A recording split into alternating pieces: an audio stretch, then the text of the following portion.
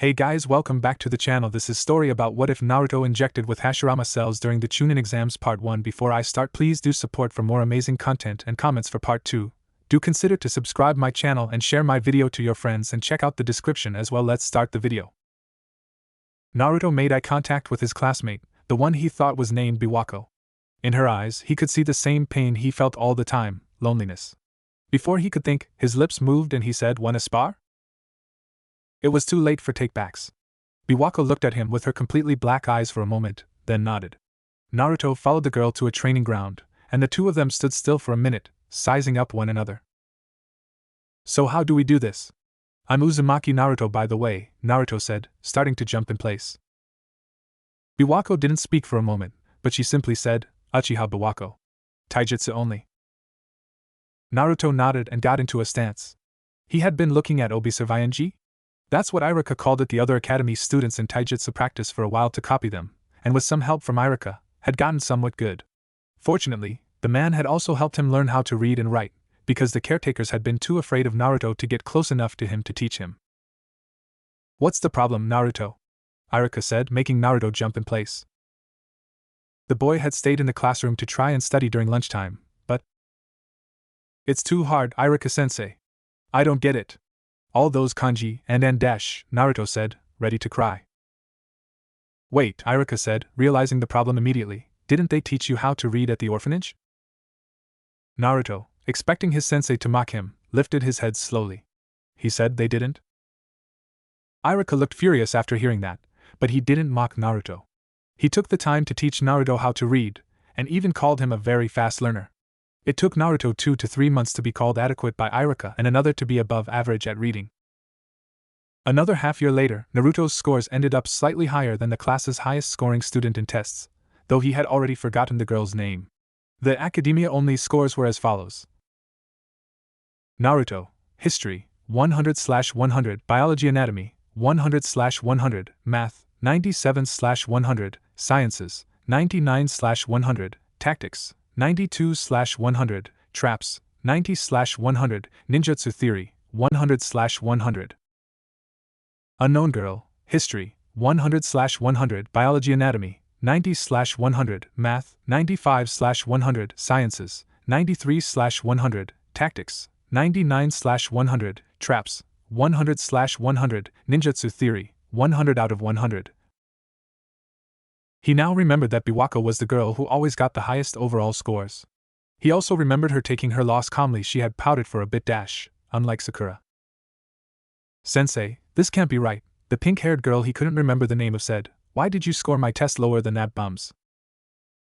Naruto froze in place and looked at Irika, only to see his sensei's face was still smiling, but it was scaring him for some reason. "Sakura," the man said gently, "Naruto earned his marks. You keep putting others down when they show better performance than you instead of improving yourself. This is not an attitude worthy of a competent future ninja." The girl looked at Irika, then at Naruto, then ran outside crying.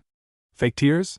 Either way, Naruto didn't remember anyone else defending him like that except maybe for Motoko-san, and she had stopped, probably because Naruto couldn't stand her. When Sakura's parents had come to complain and threatened to pull her out of the academy, Irika hadn't backed off. He had supposedly had some choice words about their and Sakura's attitude. Naruto didn't know what the man had said then, but Sakura had become more serious in the practical subjects, and Irika would help her get better, just like he would for Naruto. "Your stance is all over the place, Naruto," Irika said, looking the boy over carefully. "Where did you learn it?" Naruto said, "I've been watching the others and copying them." "Is it that bad?" Rubbing the back of his head. He had also been fighting off bullies for a long time in the orphanage, but that was another story. Irika rubbed the back of his head too and said, "Well, it's good for a beginner. The very good thing is that it shows you can learn quickly." Then, the older male corrected Naruto's form. It took many hours of trying again and again before Naruto was tired. After that, Irika treated Naruto to ramen at the Ichiraka stand. The blonde boy was busy slurping up the noodles in his bowl when Irika cleared his throat. The man said, "Hey, Naruto?" Naruto said, "Whack is Ichiraka-sensei?" "Still eating." "Chew first and swallow, then speak, Naruto," Irika said, scolding him gently. Sorry, Irika-sensei," Naruto said, leaving the poor bowl of ramen alone for now. "What is it?"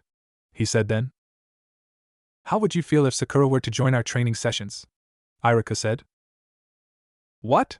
But Iruka-sensei, Sakura is, as Naruto said, lost for words, mostly because any word he could think of at the moment would make Iruka scold him. She's a fellow classmate who wants to improve. Don't forget that you're not my only student, Naruto, Iruka said, smiling gently at him. That smile made Naruto not want to disappoint him. The boy said, "Yeah, I guess, sensei," sulking a bit. Iruka ruffled his hair and said, "Oh, don't be like that, Naruto. You might even like Sakura if you get to know her better." "Yeah, right," Naruto murmured, still not over how Sakura tended to treat him. "Just give it a chance, alright, Naruto?" Iruka said, almost pleading, and Naruto just couldn't say no. "Okay, sensei," Naruto said, not sulking anymore, "I'll try." "That's all I ask," Iruka said and ruffled Naruto's spiky hair again. Either way, Naruto had a spar to begin. He saw that Biwako had been waiting for him without complaining, and that made him respect her a little more. The two of them had never sparred in the past. Boys and girls fought separately in the early academy, so they had never done what they were going to that day. Naruto put up the seal of confrontation, and Biwako reluctantly did the same thing. They tensed, and the second a bird passed just over a pond, the two of them moved towards each other. Naruto noticed that Biwako moved much faster than he could, but he shrugged off the knowledge and concentrated on the fight. Biwako kicked him in the gut, making his breath catch. Then, Biwako tried to kick Naruto in the chin, but he stepped to the side quickly, making her mostly miss, barely grazing him. So, his pain toll whatever, saved him from that follow-up. Naruto elbowed her in the kicking leg immediately, hopefully slowing her down. He had learned his lesson of holding back with girls after the Ami and Maifa incident. Biwako backed off quickly, hobbling. She also seemed more surprised than hurt. She said, "Your reflexes are as quick as mine," sounding surprised. This time, Naruto was the one who didn't speak much. In fact, he didn't speak at all, he simply shrugged. He tried to keep the fact that he was a bit out of breath quiet. The two of them, on another unspoken signal, clashed again. This time, Biwako's much greater flexibility and clan training won out, and she pinned Naruto down. Unfortunately for her, she hadn't perfected the hold. And Naruto was much stronger than he looked, so he got out, though he was visibly out of breath after that exertion.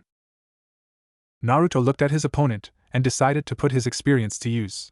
After all, Biwako had to fight against girls who were more worried about getting a boyfriend, usually their arrogant prick of a senpai, Hyuga Niji dash, with Mito, her only challenge. Sakura was strong too, but she usually held back against Biwako for some reason. On the other hand, Naruto had had to outmaneuver Kiba in the past, outsmart Shino and block Chuji's powerful blows.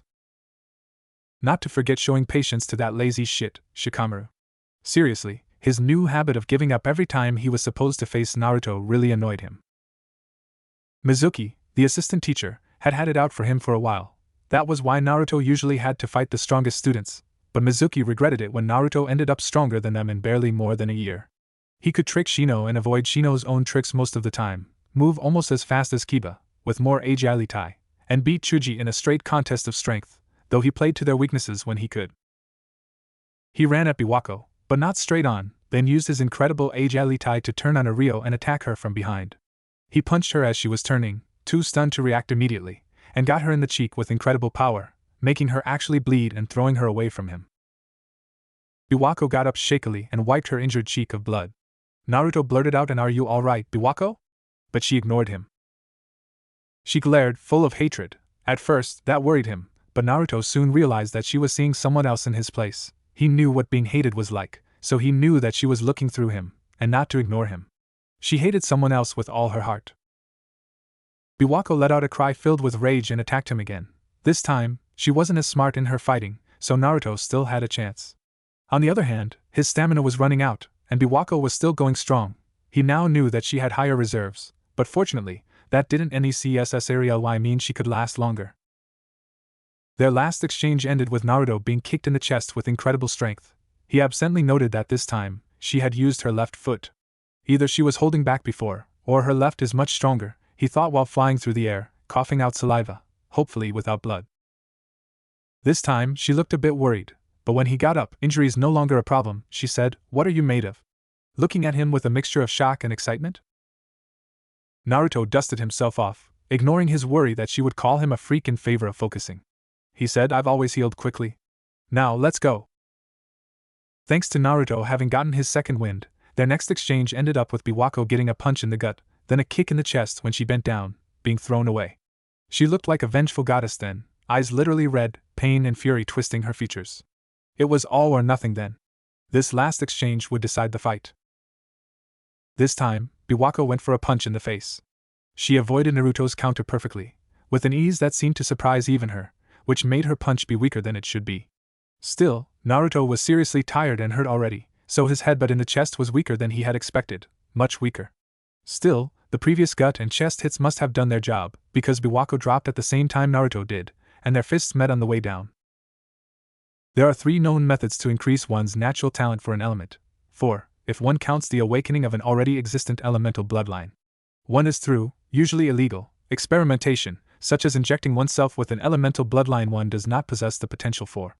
The second one is sealing a bijou with an elemental affinity or bloodline within oneself, though the compatibility with that bijou is lower when the affinities are different. The other is when, in a process little is understood about, 2 people connect with each other during pitched combat, even if they are enemies, or even a very intense spar, and happen to possess the correct combination of elements. Even fewer know that this is a product of Nishu Star. It took a few minutes for them to catch their breaths, but when they did, Naruto said, "That was incredible. I never knew you could fight like that. What's up with the red eyes, by the way?" "You said it," Biwako said. "I wish I had healing and stamina regeneration like yours, though." "Don't sell yourself short," Naruto said. "I could tell that your reserves of stamina are much higher than mine. Without the second wind I got, I'd have lost much earlier." "Right," Biwako said. "Wait, red eyes?" Then, she looked at the small lake and whooped in joy, saying sharingan repeatedly and fell backwards, unconscious. Naruto caught her quickly, panicking. He said, "Biwako? Biwako! Come on, it's not funny!" He checked her pulse, but it felt normal to him. He carried her carefully to not be discovered, went up to one of the houses in the Uchiha district, trusting his gut, and of course, it looked lived in. He put her in a bed and went to her kitchen to make some tea. He had to decide if he would take her to the hospital, and it was a hard decision. He would immediately be blamed for any injuries she had, his fault or not. Still, he steeled himself. It probably was actually his fault. He also wouldn't risk Biwako's health. He felt calm after deciding that, but he heard something he didn't expect, movement from Biwako's room. He knocked at the door, saying, "Biwako, are you awake?" Naruto couldn't hear what exactly she muttered, but she soon stumbled out of said room, looking like a zombie, like in the manga he sometimes read in the orphanage. "Oh, it's you," Biwako said, slurring a bit. "What's wrong? Are you sick?" Naruto asked, worried again. He didn't dare tell her that she sounded and looked like a drunk. "What, no, it's just chakra exhaustion, but never mind that. How did you find my house?" Biwako said, a strange look on her face. "I'm not sure," Naruto said. "I trusted my gut. The place felt more alive, somehow." Biwako frowned a bit. She said, "That doesn't make sense. Wait. Are you a tracker, or maybe a sensor?" "What's that?" Naruto asked, curious. He had heard the words before, but didn't know what they meant. "Never mind, is that tea?" Biwako said. "Yeah. I'm sorry I took over your kitchen, but I couldn't sit and do nothing." "How do you drink your tea?" Naruto said. "I drink it with no sugar, and no cream or milk. I don't like sweet things," Biwako replied. Naruto couldn't believe that. He said, "Even fruits?" before he could stop himself.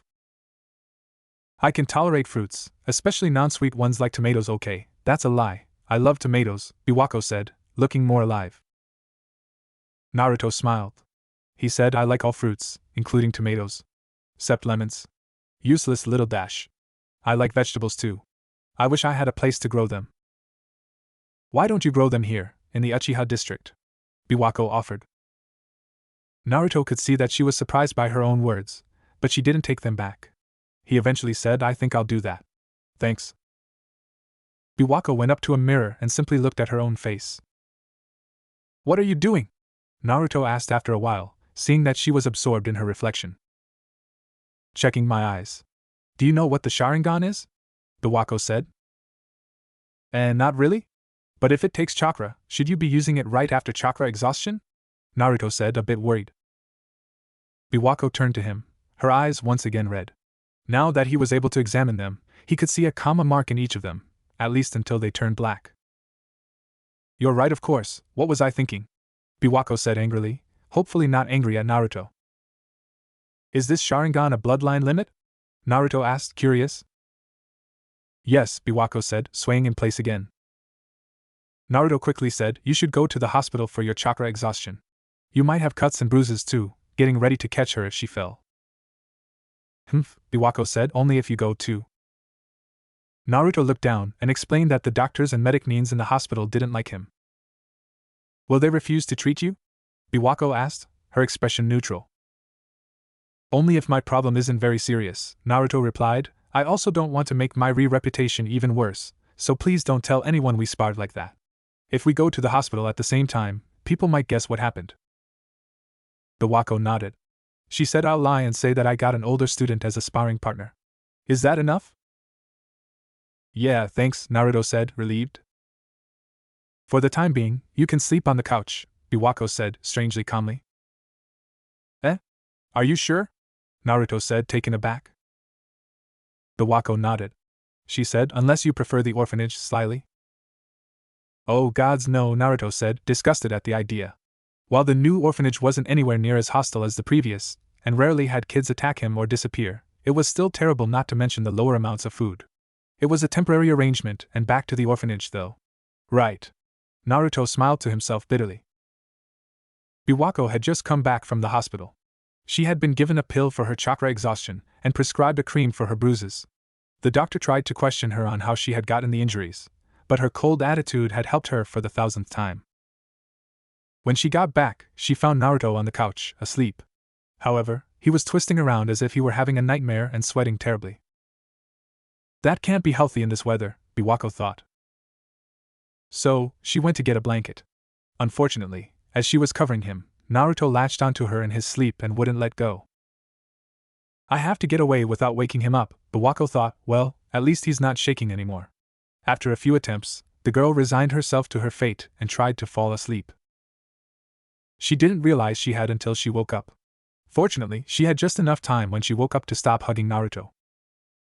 Ugh, where am I? Naruto said, realizing something was off, only to meet a black-eyed glare from up close. Did you sleep comfortably? Biwako asked sweetly. Too sweetly. Naruto soon realized that he had his arms wrapped around something or someone. Biwako? Shit. Naruto unwrapped his arms from the girl and threw himself off the couch, hitting his head on something. Bright lights flashed in his sight. Ouch. What happened? Naruto thought, blacking out for a second. I said I'm sorry, Naruto said. What more do you want? Idiot, Biwako said, brow twitching. She had slept better than she had since, well, for the past month, and didn't mind all that much, but she wouldn't let Naruto know, nor let him off the hook. Naruto sighed, but he didn't say any more. Smart boy. The coming night, Naruto crashed on the couch again, and Biwako ended up lying next to him again. Don't you dare tell anyone. Idiot. Soon enough, Biwako ended up telling Naruto to use her bed, and that was the story of how Naruto left the orphanage. The second spar Naruto and Biwako had was a week or so later. Biwako had been so sure of her victory thanks to her sharingan that she lost easily. She learned not to underestimate Naruto, the hard way. And that was how the two of them became rivals, though not the hostile kind. She wanted her rival to be strong, which was why she taught him the basic E-rank academy jutsu early, telling him that he should try to learn them so well that he could do them without hand seals. The two of them didn't have anything more advanced, other than Biwako's Kokakyu, Great Fireball, but they wanted to correct that. Biwako had been trying to find the Uchiha library for ages, but even now she had the Sharingan, it wasn't so easy. She didn't expect what Naruto suggested next instead of learning from scrolls. Let's spy on shinobi who are training, Naruto said, smiling wide and with teeth, which was a rare thing. What if they catch us? Biwako said, not really against the idea. Your Sharingan can see really far, right? Naruto said, still grinning. My hiding skills are great, too, so let's spy on adult ninjas. I can't copy jutsu very well yet, Biwako said, annoyed at the fact that her Sharingan only had one tomo, mark, in each eye. I'll do it, Naruto said. My memory is great, I can memorize the hand seals perfectly. Biwako sighed. She said, just be careful, don't spy on Jounin, and don't be your usual reckless self. Naruto crouched down, and Biwako could swear she saw a dark cloud hovering above his head. He kept saying Biwako thinks I'm reckless, depressed, drawing circles on the floor. Biwako rolled her eyes upwards. Naruto was being an idiot again. Naruto learned, after a bit of careful spying on Chunin sparring in training grounds, how to use the water clone jutsu. To be exact, he saw it used once, and managed to use it right in less than an hour of trying it. The hand seals were dragon, ram and tiger. Biwako was looking at Naruto with her mouth open. She said, Naruto, have you had training in water ninjutsu? Naruto shook his head. He said, no. I haven't learned any of the elements at all. Biwako said, I think you might be a censor. Even with a water affinity, it's unlikely you would have learned an elemental ninjutsu with so few hand seals without some training, unless you knew how the chakra had to be used for that jutsu. Naruto said, you've talked about censors before. What does that mean? Does it mean that I can feel chakra somehow? We haven't learned that in the academy. Biwako nodded and launched into a lecture on the subject, complete with a lecturing pose. So, how do I use that skill?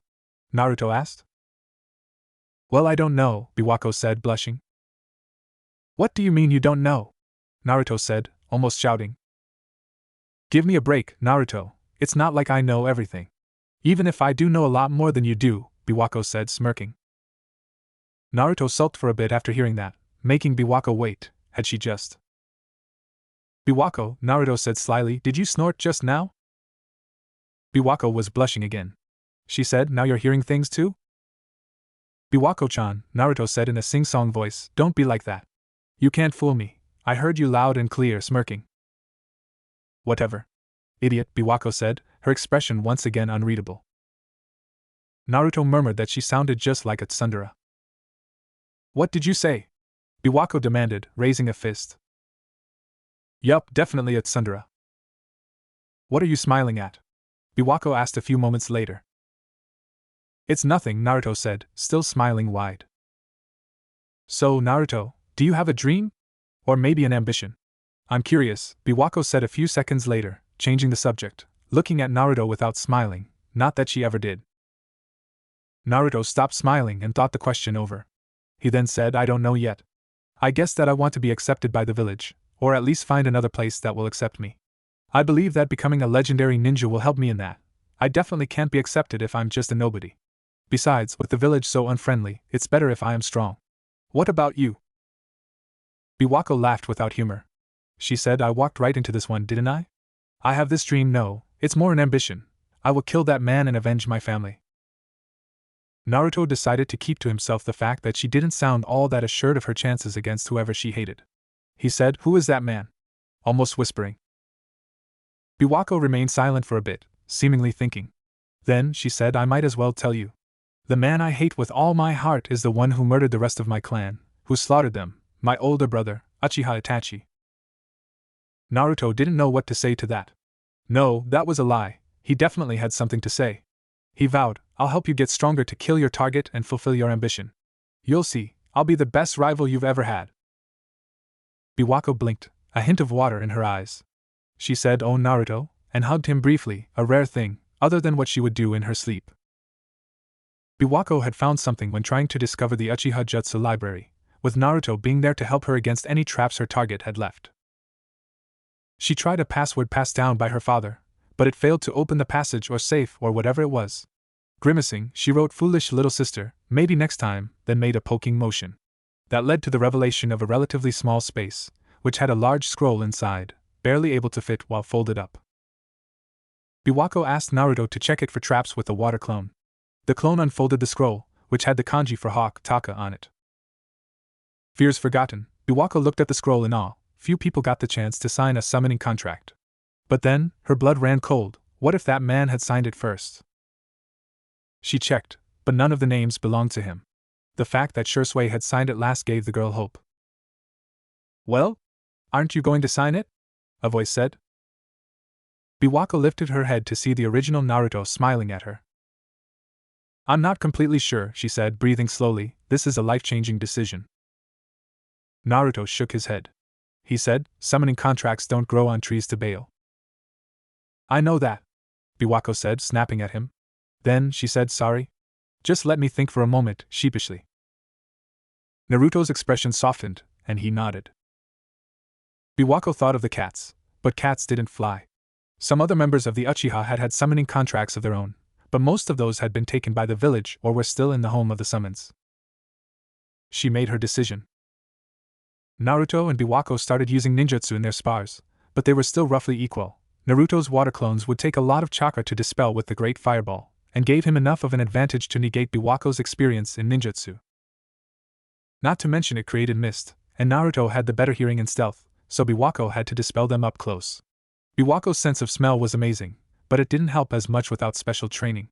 In the meanwhile, Naruto took Biwako's advice to heart, and practiced the earranks, mainly the Kawarimi no Jutsu, so that he could do them faster and reduce the hand seal number. Biwako had kept training her hand seal speed. She wasn't as good as Naruto at reducing the number of hand seals needed, apparently, so she had to be fast. Fortunately for her, her manual dexterity was much higher than his. That morning, though, they had to go to the academy, so they cut their training in hand seals short. Mito had sat close to Naruto and Biwako that day, much to Naruto's annoyance. Mito was the village's darling, the honorable daughter of the fourth. Naruto found the easy way the people of Konoha accepted her unfair.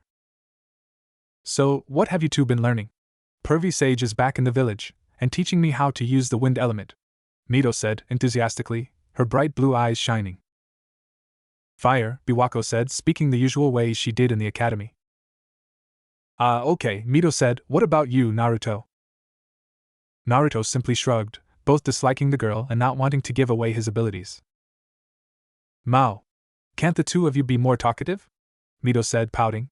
Like Kiba, never mind, bad example, she said. Naruto rolled his eyes, and Mito pounced. She said, so you do have a sense of humor, Naruto. I had begun to wonder, Tebura. Naruto couldn't help grinning.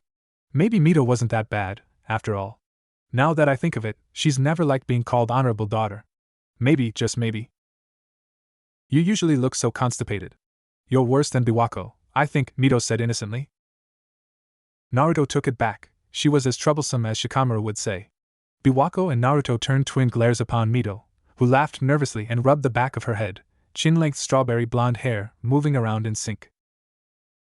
Naruto still wanted to show up that pampered princess, even if she wasn't that bad after all. He would show those idiot villagers that he was better than her. So, he decided to learn the wind element and surpass Namikaze's Mito in it. Naruto was checking on his plants in Biwako's garden. Biwako was the only one who knew, but he had a habit of talking to plants. He had read in a book that helped them grow, but in truth, he had done that even before. Had he somehow known that it helped them grow instinctively, or was it just a habit he had gotten because he had been lonely? Arg, this Introsp tie-in thing is hard, Naruto said out loud, tugging on his short blonde hair in frustration. He eventually noticed that 2 of his tomato plants had been uprooted, most likely by a dog or something like that. How'd I miss that? Naruto thought, angry at himself. The ground around them was very messed up. He took one of them and put it in the ground again, but stopped himself before he did the same with the other. He knew it was too late for those plants. It was foolish to try to get them back, like it was foolish to have believed that Asuna-san would be able to come back from. Naruto wiped his eyes with his shirt, near the shoulder, because his hands and sleeves were dirty. No. He wouldn't cry anymore, and he wouldn't give up. He was Uzumaki Naruto, damn it. Without bothering to think about it, Naruto put a little chakra into the tomato plant he had replanted. He made a bit of a mistake, though. He used his chakra in a strange way. Part of the chakra that went into the plant reminded him of the water clone, another part reminded him of freshly tilled soil, and something felt strange about the chakra in another way, too. Life is transient, and yet some people are immortalized through their actions, through the light their very soul emits. That was the main principle of Nishu, to reach understanding by linking their souls and their spiritual energy, also known as Yin Chakra with Yang Chakra physical energy as the medium.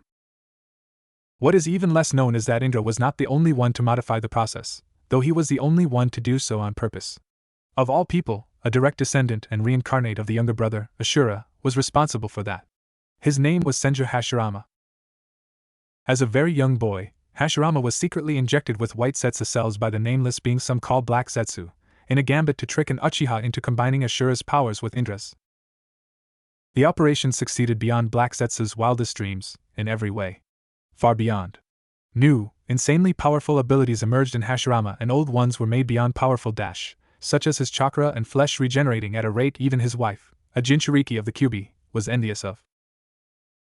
Hashirama unknowingly tapped into something resembling Nishu for the first time while taking care of a plant as a child, and went on to make a supreme form of Zetsu's mokutan, combining Ashura's powerful chakra and natural talent for senjutsu with Zetsu's water and earth element, Hashirama's own talent for elemental ninjutsu, and of course what remained in Zetsu of that tree's essence. Many have theorized that mokutan includes yang style, and is a Kekkei Tota rather than a Kekkei Genkai, among them Tsunade. The truth, though, is a bit more complicated. Mokutan includes yin-yang style, being closer to creation of all things than anything else. Unlike creation of all things, which doesn't use actual chakra but stamina because it splits it into yin and yang, mokutan gives form with yin chakra and uses yang to give life while still keeping chakra in its balanced form. People could study Hashirama's abilities for a lifetime and still have more to find. People did study mokutan for a lifetime and found very little, and not just because those who knew the most were very tight-lipped. What would it be like if someone had the mokutan at full strength, naturally? None of Hashirama's direct descendants inherited his bloodline limit, because none of them had Ashura's chakra. Or did they? History has a tendency of repeating itself. Naruto couldn't believe his eyes. The tomato plant he had thought dead was in perfect condition. What did I just do? Naruto thought. Were the other orphans and those caretakers old Tsuruko and Setsuna-san right? Am I a freak? Panicking. He decided not to tell anyone about this. It was Naruto's turn to do the shopping, mainly because Biwako was too tired that day. The usual for the two of them was for Naruto to always cook and take care of the garden and Biwako to always go shopping and clean. He went to the butcher's, when his eyes met the owner's. He saw the emotions play out on the man's face, from a smile, to unpleasant surprise, to anger and hatred. Out, the man said evenly. Naruto's teeth and fists clenched. He saw that the man had an expression of fear and was about to pick up a knife, so he left the store before he did something he might, or might not regret. Two women in the street gossiping started speaking about Naruto, and how that thing shouldn't be allowed to be a ninja, so he glared at them, putting a bit of killing intent into the look, making the air heavy with his hatred. He could smell the piss running down the clothes of one of the women. He smirked at her with hate, making them both shudder. Naruto reached a park, going to a secluded corner to calm down, closing his eyes. Damn it! Why do they hate me like that? I don't get it, he thought, and took deep breaths to calm down, while leaning on a tree. While he meditated like that, he felt like the tree was reaching out for him, as if it had chakra of its own. My imagination is working like crazy today, Naruto thought, ignoring the little voice that reminded him of that tomato plant, and told him he should at least tell Biwako. The next day, Iruka scolded Naruto. The man said, "Is it true, Naruto, that you hit a civilian?" Huh. No, sensei, that never happened. I did make a woman piss herself by glaring at her though, hee, Naruto said smug, but hiding the fact that he could use killing intent thanks to Biwako. Iruka shook his head. He said, that's bad enough, too. I'm disappointed in you, Naruto. You gave people fuel to spread lies about you. Besides, how can you protect Konoha's citizens if they're scared of you? Naruto looked down. He didn't like disappointing his sensei. Sorry, sensei, he said in a small voice, ignoring the very loud part of him that said he shouldn't apologize and that he didn't care about protecting Konoha's citizens. Hey, Naruto. Chin up, Iruka said. How about I come with you to apologize to that woman? Smiling. Hell no. Screw that bitch. Naruto said loudly, startling even himself with how vehement he was. Iruka looked shocked, then pained. He said, Naruto? No. Naruto said and bolted, hating the look he saw on his father figure's face, but he couldn't bring himself to apologize, even to Iruka. That night, Naruto forgot all about Iruka, because he found out something else. Wait, so you found the Uchiha Shinobi library? Without taking me with you? It's dangerous, Naruto said to Biwako, worried. Biwako said, don't worry. I didn't even try to get into it yet, but I'm pretty sure that's it. Come on, follow me. She grabbed his hand, took him to one of the buildings in the Uchiha district, and switched on her sharingan. She tapped the floor on 3 particular places and a stone tablet appeared. She wrote some stuff with her finger, did some hand seals, and there it was, a secret passage opened. What can you feel from there? Biwako asked, her eyes focusing on the darkness below. Naruto molded some chakra, but didn't let it form into a jutsu, controlling it in a way that made it enter everything around him, but in a different form somehow. So, he used his sensory skill to make sure that, other than him and Biwako, there was nothing alive larger than a cockroach there. Biwako hesitantly walked down the stairs of the passage, did a few hand seals to close the entrance apparently, Her need to keep the Uchiha Jutsu library secret was stronger than her fear, and they were soon met by a huge room. Or so it seemed to Naruto, but it was too dark to see any more. Suddenly, fire flashed, making Naruto jump. He immediately noticed Biwako with her hands in a tiger seal, next to a lit torch attached to the wall. More torches were lit that were connected to that one, just like in those manga that had brave archaeologists and explorers find ancient tombs. Incredible, isn't it? Biwako remarked, her barely visible eyes betraying her excitement. They both looked around.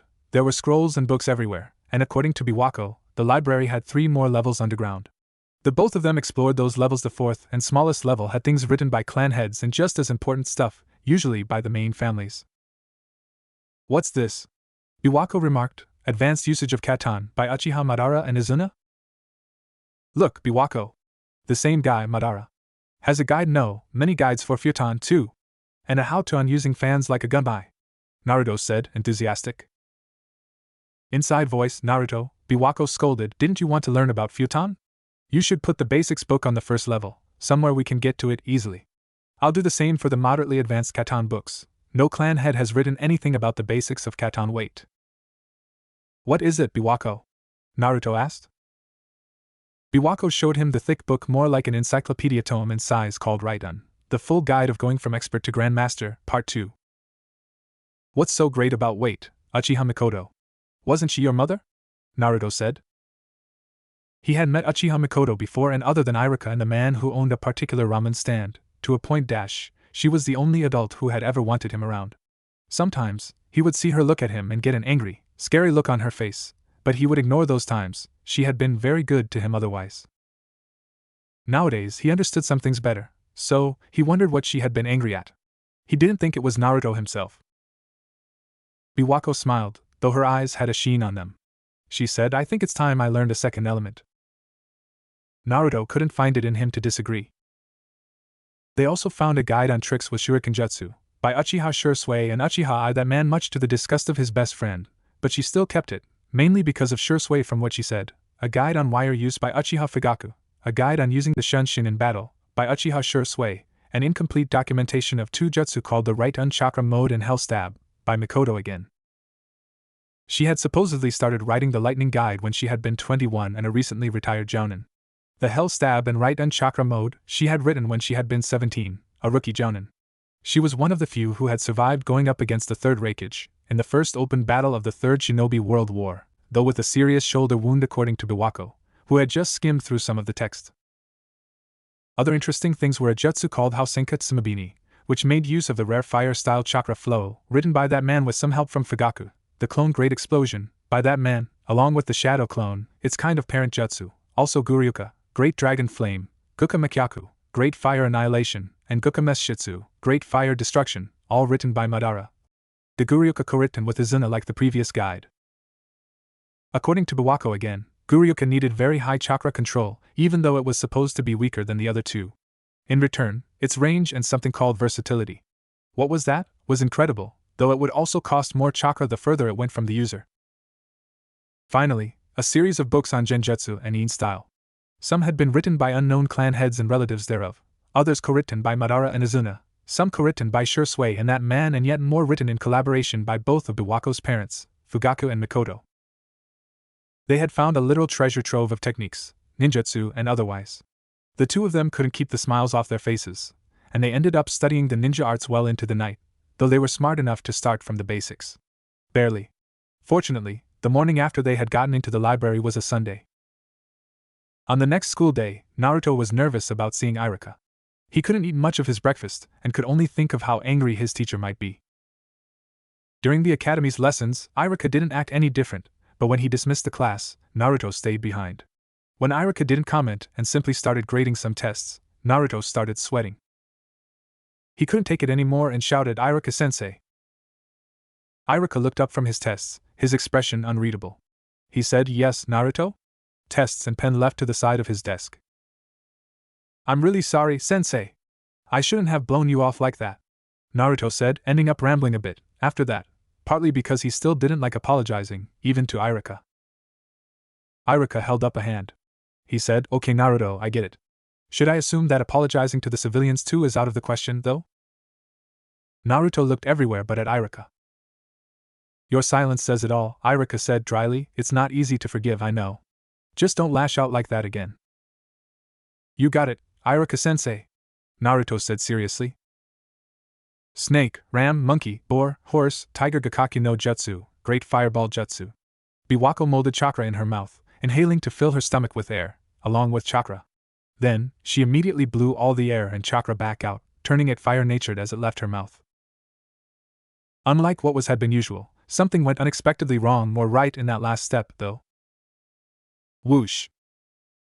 The lake Biwako was aiming at had nearly boiled, or rather it would have, if it weren't so deep and somehow unnaturally resistant to fire and fire ninjutsu, even for water. There was a sudden improvement in the power and reduction in the chakra cost of her great fireball jutsu, and Biwako couldn't for the life of her figure out why and how. She couldn't just accept her good fortune. An unknown factor like that might come back to bite her. Her brother's changing behavior ended up. No, I won't think about that. Naruto was also someone she had a hard time predicting, but in that case, it might be a good thing. She needed someone in her life to keep her sane. She didn't want to snap and become like that man Dash, and Naruto was perfect for the job. The fact that he was an excellent rival, with talent of a level she could never have expected, was the cherry on top. He makes you weak, whispered a voice that sounded a lot like Ida, like that man. So much so, that she repeated her hand seals, letting out a great fireball that created even more steam than before, leaving her panting. Without meaning to, her mind went back to simpler times, her father teaching her the great fireball, to be exact. As expected, you are my child after all. Dad, Biwako thought, a few drops almost but not quite falling out of her eyes. She longed for those simpler times, of piggyback rides on a brother who didn't seem to be a psychopath, of a mother and a father and an entire clan of relatives, and hated herself for it. Oh, Biwako! Time for lunch! A voice shouted, making Biwako start. Naruto was behind her, in the place where her father had been standing when he had acknowledged her, waving at her and asking if something was wrong. Coming, Biwako said, laughing without humor under her breath. Food was ready. It was Naruto's turn to cook, as usual. The both of them were about equally as good at cooking, which was to say decent, maybe even good but not great. They had split the jobs that way for good reason, though. After they had eaten, Biwako had a question for Naruto, something she had been curious about for a while. So, she said, so, Naruto, I told you about who I hate the most. But who is the one you hate the most? Very interested in his answer. Naruto didn't even think it over and said, Yamanaka Maifa. His face twisting into an ugly expression. Biwako was surprised. The academy's deputy headmistress? What did she do? She said, smelling a story behind this. Naruto nodded and started speaking again. He said, you see, it started when Ami and her two cronies tried to bully me. I had weird hang-ups then, like avoiding hitting girls, so they beat me up when they saw I wouldn't react to their taunts the way they wanted. That's when I fought back, hitting Ami in the arm and accidentally snapping it, but a teacher saw the last part and brought me to Maifa's office. Ami's cronies tried to run away, but the teacher dashed one of the assistants. Mizuki-sensei was thorough and took everyone to Maifa. Maifa questioned us, seemingly to understand what had happened. Ami tried to be excused to go to the hospital, but that woman wouldn't let her. Even the teacher wasn't allowed to leave or tell Ami's parents. It still seemed like I was going to be blamed for everything, though. But when Maifa was told that nobody else had seen what happened, a gleam appeared in her eye. Suddenly, none of us could move. I only heard a whisper of Shinranshin no Jutsu, mind-body disturbance jutsu. The teacher asked her what she was doing and why, and I still remember her words. She said, and I quote, "This boy is an important military asset. I cannot let a lowly bully from a minor clan ruin that. If need be, I will make the girl disappear and make her family forget about her." She did something to all of them, and afterwards, Ami and her cronies remembered nothing, and she now thinks she broke her arm in a fall. Mizuki-sensei doesn't seem to remember either, but the man has been different since then. I broke out of the jutsu holding me still in my anger. Maifa simply looked at me with a smile, complimenting my power, for breaking her Shinranshin. For some unknown reason, she didn't try to do anything to my memories, but she did tell me nobody would believe me if I told on her. That might mean she was working alone, but I'm not gonna trust a word that comes out of her mouth. After what happened that day, I realized what Konoha is really like. I've let Iruka-sensei believe that I'm going to protect Konoha's citizens, but the only reasons I haven't left yet is because I have nowhere else to go, and sensei himself. Recognition from them? Ha! Who cares? Sorry I haven't been very open with you. Biwako was looking at Naruto wide-eyed. The bitterness she saw from him reminded her of when she asked herself, why didn't the ANBU or the Hokage notice on that night? She asked him, are you going to take revenge on her? Looking at him in a new light. Naruto shook his head. He said, what's the point? If she's working with the higher-ups, then what am I going to do? Kill the Hokage too? He's the headmaster of the academy, after all. If she was working on her own, then she was trying to help me in her own twisted way. Very, very twisted. I still don't get the crap about military assets though. You know what this means though, right? Biwako said, smirking, we need to go to the Uchiha library so that we can research exactly what that bitch meant. After all, while the main thing the library contained was information on the ninja arts and jutsu, hence it being called the Uchiha Jutsu Library or Uchiha Shinobi Library, it had more than that. Information on various clans, even Konoha's for some reason, especially Konoha's memoirs of various Uchiha and more. Naruto said, Biwako. Looking at her with his mouth open, was it that rare for Biwako to use that kind of word? She smiled, or rather smirked again, smug for having flustered Naruto. He then smiled at Biwako shakily and hugged her tightly, chuckling under his breath. He's starting to grow on me, Biwako thought, like a fungus, which made her smirk wider. After those rumors that Naruto had hit a civilian, Konoha had become really fearful and hostile. To keep his agreement with Iruka, Naruto would avoid being out and about unless it was to go to the academy. Once, when a villager had thrown a rock at him, Naruto ended up playing a nasty prank on him later that ended up with the man having an arm and leg broken, his skull fractured and in a coma for 2 weeks by accident. Naruto hadn't been caught. Even Iruka had never suspected a thing, but Naruto had sworn to himself that he would be more careful from then on, ignoring the voice in his mind saying why bother? Well, it should at least be on purpose. I refuse to have so little control. After eavesdropping on a conversation between a teacher and that monster of a deputy headmistress, Yamanaka Maifa, he was able to find out how the teams were formed. He had the choice between being the Rookie of the Year and the Dead Last, and he decided on being Dead Last, mainly because the villagers of Konoha might fear and hate him less if he weren't seen as powerful. Though pretty much the only reason he cared was his promise to Iruka. On an unspoken agreement, Naruto and Biwako didn't use the Shadow Clone in their next few spars even after learning it well much less its explosive variant, even though both of them had learned the two jutsu. Of course, that might have something to do with how much chakra they took and the way they split stamina between them. Naruto's shadow clones barely had enough chakra to explode when he made more than 5 or 6. Naruto started working on the wind style training. He tried to cut a leaf using only his chakra, which was much harder than it sounded. He had already managed the water element exercise in less than 2 weeks. Biwako's feat of managing the lightning exercises about equally as quickly didn't surprise Naruto much. Such feats were only to be expected when it came to her. After several months, Naruto managed to fully cut the leaf, partly thanks to Madara's advice in the prologue of his beginner's book. Imagine 2 spinning discs making contact. The point of contact is where the cut spreads, in 2 directions. After that, he learned a D-rank wind ninjutsu, Futon, Sho, wind style, thrust, which pushed one relatively small object or person away. It took him 3 weeks or so to learn Sho. He had also studied the Uchiha clan's information on the Senju clan's fighting styles. For some reason, Naruto felt drawn to the Senju clan, Hashirama and Tobirama the most of them. Well, Tobirama had been the greatest Suiton user in the history of Konoha. Naruto was good at learning by doing things with his body. That didn't mean that he wasn't good at learning from books and scrolls, though. It was just slightly slower going.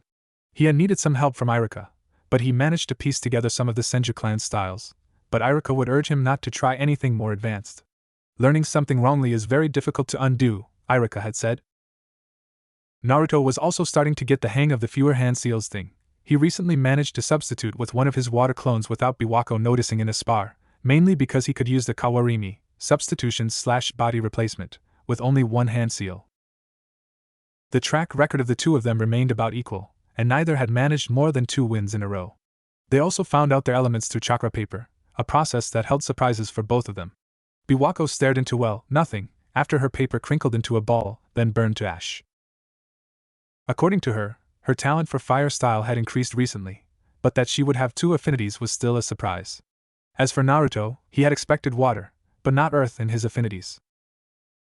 The hawk started to train Biwako, including in Raiton and the basics of using her nose for tracking, and the advantage of her having a high-level teacher and him not having one proved to be too much. That was the first time Naruto lost 3 weeks in a row, so he went to Iruka for advice. Iruka-sensei, Naruto said, distressed, I need help to bail. What is it, Naruto? Iruka said, putting down his cup of tea calmly. So, Naruto told him the problem without details. He told him that he had a rival, and that they were surpassing him. None of the skills he could learn at the moment could counter their skills, and he didn't want to get left behind. Would his rival throw him away in that case? Iruka smiled a bit. He said, firstly, if you two are friends, not just rivals, then they won't throw you away. Secondly, have you tried improving what you're best at instead of learning new skills? Try not to learn too much at once. It's like trying to look left and right at the same time. Naruto thought it over. Wind style was a bust. He just wasn't good enough at it to counter Biwako's improved right gun. Even if he learned Earth Jutsu, Earth simply wasn't good against lightning. So, that left the water element. Yes, he thought, there has to be a reason it's not considered weak to lightning, conductor or not. Thanks Iruka-sensei, Naruto said with a grin and hugged his teacher. Ow. Can't breathe, Iruka said, getting paler and paler. Oops. Sorry, sensei, Naruto said, blushing in embarrassment, and released the man. Naruto read up on water and discovered that only when the water had impurities did it remain a good conductor of electricity. So, he looked into some books on chemistry and physics. He managed to purify the water on the fly, which took him nearly as long to manage as extracting the water from a leaf without hand seals had, despite help and training from shadow clones, a trick which he discovered thanks to Iruka's advice, again. It was possibly the most difficult skill he had ever tried to learn related to the water element. Naruto had to invent a whole new hand seal through knowledge of chakra theory and clone trial and error both. To be exact, he made a modified version of the dog seal, which was less costly than trying an actual higher-level purified jutsu with its original hand seals. He only had the chakra reserves of a slightly above-average adult chunin if he was estimating things right, but the quick restoration of his chakra and his great chakra control allowed him to train with 2 clones for hours, more clones, when he was doing something less costly, like when he made the new hand seal. Naruto had a new appreciation for Senju Tobirama, who had been a very productive jutsu inventor. Naruto's clones had nearly blown themselves up more than once when making the new hand seal. The help of a certain medic nin didn't hurt, with his own custom food pills, which allowed him to get enough nutrients and energy for Naruto not to need to take many breaks to eat when training. The skill of purifying the water, despite how costly it was in terms of chakra, got him the win for 2 matches straight. Sarutobi Hiruzen, the 3rd Hokage, was in the academy, and all the students stood at attention. He gave a speech and introduced an ANBU by the codename Wildcat. Wildcat told them about his mokutan, which was the combination of water and earth-natured chakra, and showed them 2 jutsu, the Moku Bunshin, wood clone, and a ninjutsu which made houses out of nowhere. Naruto couldn't believe his eyes and ears.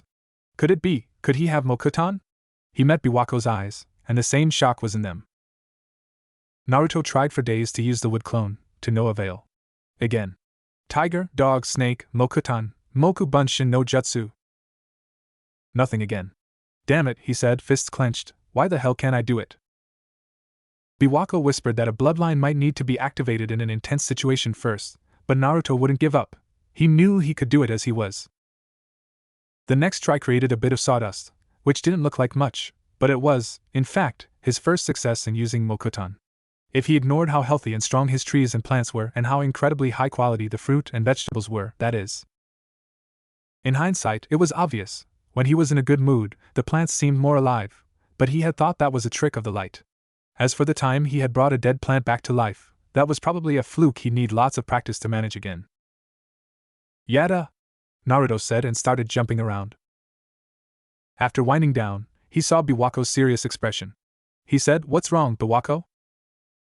"So you're a senju," Biwako said, expression unreadable. "Well, yes, apparently. Is that gonna be a problem?" Naruto said. "Will she not want to talk to me again?" Biwako shook her head and smiled. She actually smiled. She said, "No, but it's fitting, don't you think?" "Fitting?" Naruto asked, a bit confused. "Madara and Hashirama," Biwako explained, "only one could match the other. It might well be the start of something legendary, this rivalry we share." Naruto smiled too, for real, and all plant life around them came alive. "Wait," Naruto said, "does that mean Tsunade-sama is my mother or grandmother, or something?" Biwako blinked. She said, "I didn't think of that. Should we look for her? I could put the Hawks on a search." Naruto said yes to the idea, and felt really happy. I might have a living family member out there. He nearly didn't notice that Biwako looked sad and envious. Nearly. After all, he had gotten very good at reading his only friend. He put a hand on Biwako's shoulder.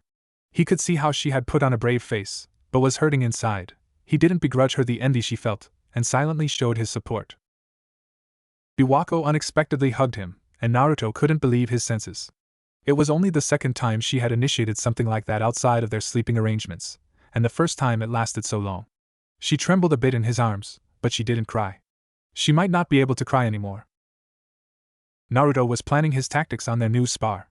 He couldn't think of how to beat Biwako a third time in a row, but he would try his best. She had copied him in using shadow clones to train, and had learned a new jutsu that could rip through his defenses.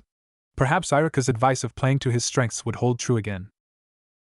Mokutan was a tough nut to crack, so he wouldn't keep on that for the time being. He'd look up in the Uchiha archives what his female relative was known for, other than her medical ninjutsu, same with Hashirama. He'd also ask Irika. Well, let's see, Irika said, nursing a cup of tea. Tsunade-sama? Where do I start? You see, Tsunade-sama is known for her great chakra-enhanced physical strength. Shodai-sama was also a medic-nin, like his granddaughter. Any details on her strength? Naruto asked, leaning forward in interest. That sounded familiar. Well, Irika said, I don't know for sure, but apparently the key to her enhanced strength is timing, precise chakra control, and knowledge of anatomy. She's also naturally strong, even without it. Why? Do you want to try to reverse engineer it? Maybe, Naruto said, smiling at Irika mysteriously, or, at least, that was what Naruto hoped it looked like. Naruto had managed something like Tsunade's strength before. No, don't think about it. Well, I wish you luck, Irika said, winking at Naruto. It's going to be a long and difficult road. Naruto nodded and thanked Irika, snapping out of his thoughts. He decided to stay there and finish his own tea. Irika promised that he would treat him to lots of ramen if he managed to get the basics of Tsunade's chakra-enhanced strength. Considering the fact that he had probably had the basics instinctively since 4 years of age, no. I decided I won't think of that. I won't. Naruto shook his head and shrugged his shoulders repeatedly. He tried to think of something. Anything else? His academy teacher? Yeah. Irika had stopped asking Naruto to raise his grades, because Naruto had told him that he was trying to rig the team selection. That might have given away the fact that Biwako was his rival, but he didn't mind. Irika was discreet. He wouldn't tell anyone unless he was certain, at least. A tear ran down his face, and it got slightly harder to breathe because his nose had started clogging. Asuna-san, why? Naruto shook himself out of the memories. Naruto had put together what he had found out from the Uchiha Shinobi library, and what Irika had told him. He would try to use his strength beyond lethal situations, or near lethal, like those bullies he had sent to the hospital. Mold Jan-style chakra at the right moment, put it into my arms, including the shoulders and shoulder blades, and release it as I punch. Oh. It had only taken him a few days to get down the basics of Young style by making a leaf harder, a record that went beyond even his water style training, which had been sped up by the fact he had already gotten down a C-rank water element ninjutsu in the form of the water clone. He destroyed the small tree he was using as a target with one punch. He was hurt by the backlash, though. His right arm was broken in at least one place, and his knuckles were bleeding. It was lucky he healed extremely quickly. So, he decided to work more on his chakra control and anatomy knowledge. First, he would read books while his arm was healing on its own. If his reading speed was slower because of the distraction of the pain and being reduced to one hand, well, that wasn't a huge problem. His pain tolerance was insanely high, according to Biwako. Well, all those bullying kids at the first orphanage helped. Especially those that nearly killed me. After his arm got better, he, the original, did a new chakra control exercise, the tree climbing, while 2 clones were slaving over his book on the human body and its workings. Now, he could climb a tree without using his hands. It took him only 3 tries until he was able to manage it. Then, he stuck leaves on himself to make the whole thing harder. Unfortunately, the water walking exercise was much more difficult. 1 step, 2 crap. Splash! Naruto kept failing at it, but he didn't stop trying. It took him hours, especially with the distraction of shadow clones dispelling and him recreating them, without using them to help him get the exercise, but he managed to stand on water shakily. The next day, he was able to spar with a shadow clone without falling in, with a leaf stuck on his forehead, so he called it quits and went back to trying to use Tsunade's strength technique. Consciously, at least. He was targeting a boulder this time because he didn't want to cause any more damage to trees. His knuckles bled again, but it was skin deep. He didn't break his arm when he cracked the boulder. He was pretty sure that he had made his punch stronger than the previous time, and much stronger than the subconscious uses of his past. Ugh. He would go to the hospital to be certain that his arm had healed correctly before, though, mainly because Biwako would be on his ass if he didn't. Ugh again. So, you say that you broke your arm in at least one place yesterday? The medic Nin Yakushi Kabuto, the same one who had given him food pills, said, I can see that your bones have broken and mended perfectly, in 2 places. It's like weeks or months of mending have taken place. You have an amazing healing factor, Naruto-kun. In the future, though, be sure to come to me immediately, as there is always the chance you will heal incorrectly. Naruto nodded with a smile and said, Okay, Kabuto-sensei. Kabuto rubbed his head in embarrassment. He said, No need to be so formal, Naruto-kun. I've told you that before. Call me Kabuto-san, or something. Very well, Kabuto-san. Thank you for your help, Naruto said and bowed to the teenage medic Nin. This was the first person to ever treat him as a human being in the hospital, so he made sure to always be polite and courteous. At first, he had feared that Kabuto was trying to poison him with those pills, especially since Kabuto had waived the usual fee, but the older male had proved himself good on his word. The 15-year-old, white-gray-haired medic Nin had unofficially become Naruto's physician. Kabuto was always called upon whenever Naruto was in the hospital, on Kabuto's own request. The man also often gave Naruto tips on nutrition. Kabuto nodded back and gave him a piece of advice. One last thing, Naruto-kun. Make sure to get enough nutrients, especially red meat, fish and yogurt for proteins, certain vitamins and calcium. There's a chance that healing your bones like that has used a lot of your body's stores of nutrients, and you don't eat enough red meat. I could tell, Kabuto said, serious as only a medic Nin or doctor giving advice could be. Naruto grimaced. Yogurt was yucky, but he would bear with it. He already had Ayame and Tsuchi to nag him to drink milk, so he wasn't lacking in calcium. Just in case Naruto's healing took a lot of nutrients, though, he had better be careful. He would make sure to eat more meat as well. It wasn't that he didn't like it, it was just something Biwako, who did most of the shopping, often forgot to buy. After all, the nearest butcher was a bit too worshipful of Biwako, and disliked Naruto very much, which Biwako couldn't stand. He didn't blame her after that guy had kicked Naruto out with no reason. Maybe hunting animals would be better, or at least sending clones to keep from losing out on training time. Kabuto also said that most of the more obscure vitamins that are necessary to convert calcium effectively and efficiently are actually present in more than high enough of a concentration in you, which is rather rare. You probably won't need supplements other than my food pills, Naruto-kun, Kabuto said afterwards. Then, the older male absent-mindedly told Naruto he was free to go, so Naruto left, but made sure to pay Kabuto first. It must be all those fruits and vegetables that keep me from missing vitamins, Naruto thought. He had made it his mission to obtain seeds and other samples of various kinds of trees, bushes and plants that produced something edible. Then, he made them grow relatively quickly with his mokutan. Larger-scale jutsu or any actual combat jutsu of that element were still beyond him. He could only make lower-sized trees, too. The wood clone was still something he couldn't use well. It was like something had helped him with the dead tomato plant. Maybe it was the emotions he had felt then. He had played around with the earth element a bit, but couldn't put much time into it. He had managed to cover a leaf with a little bit of dirt over the past month. It should take another month to manage it perfectly at that pace. The time of the spar between Naruto and Biwako had arrived, and Biwako couldn't wait. The two of them stood in a stance, and on an unspoken signal, they attacked each other with taijutsu.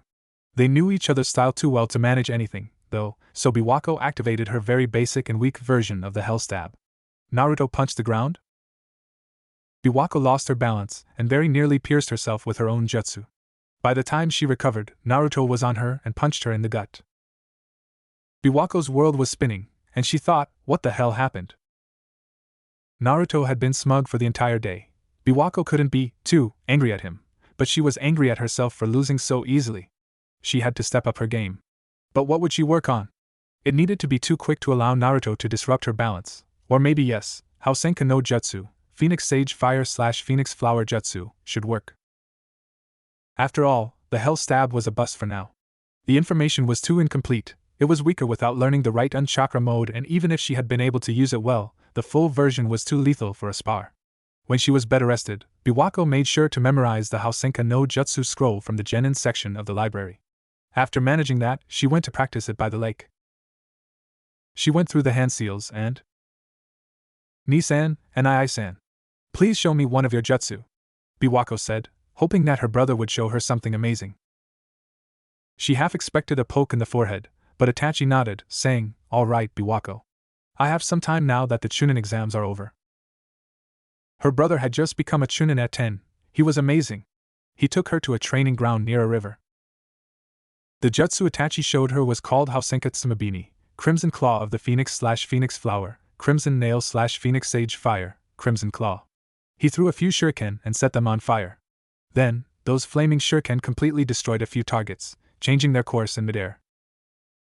Wow! How did you do that, Anai-san? The shuriken moved on their own. Is it because of the fire? Is moving like that the difference between the Housenka no Jutsu Dad showed me and this one? Is it dash?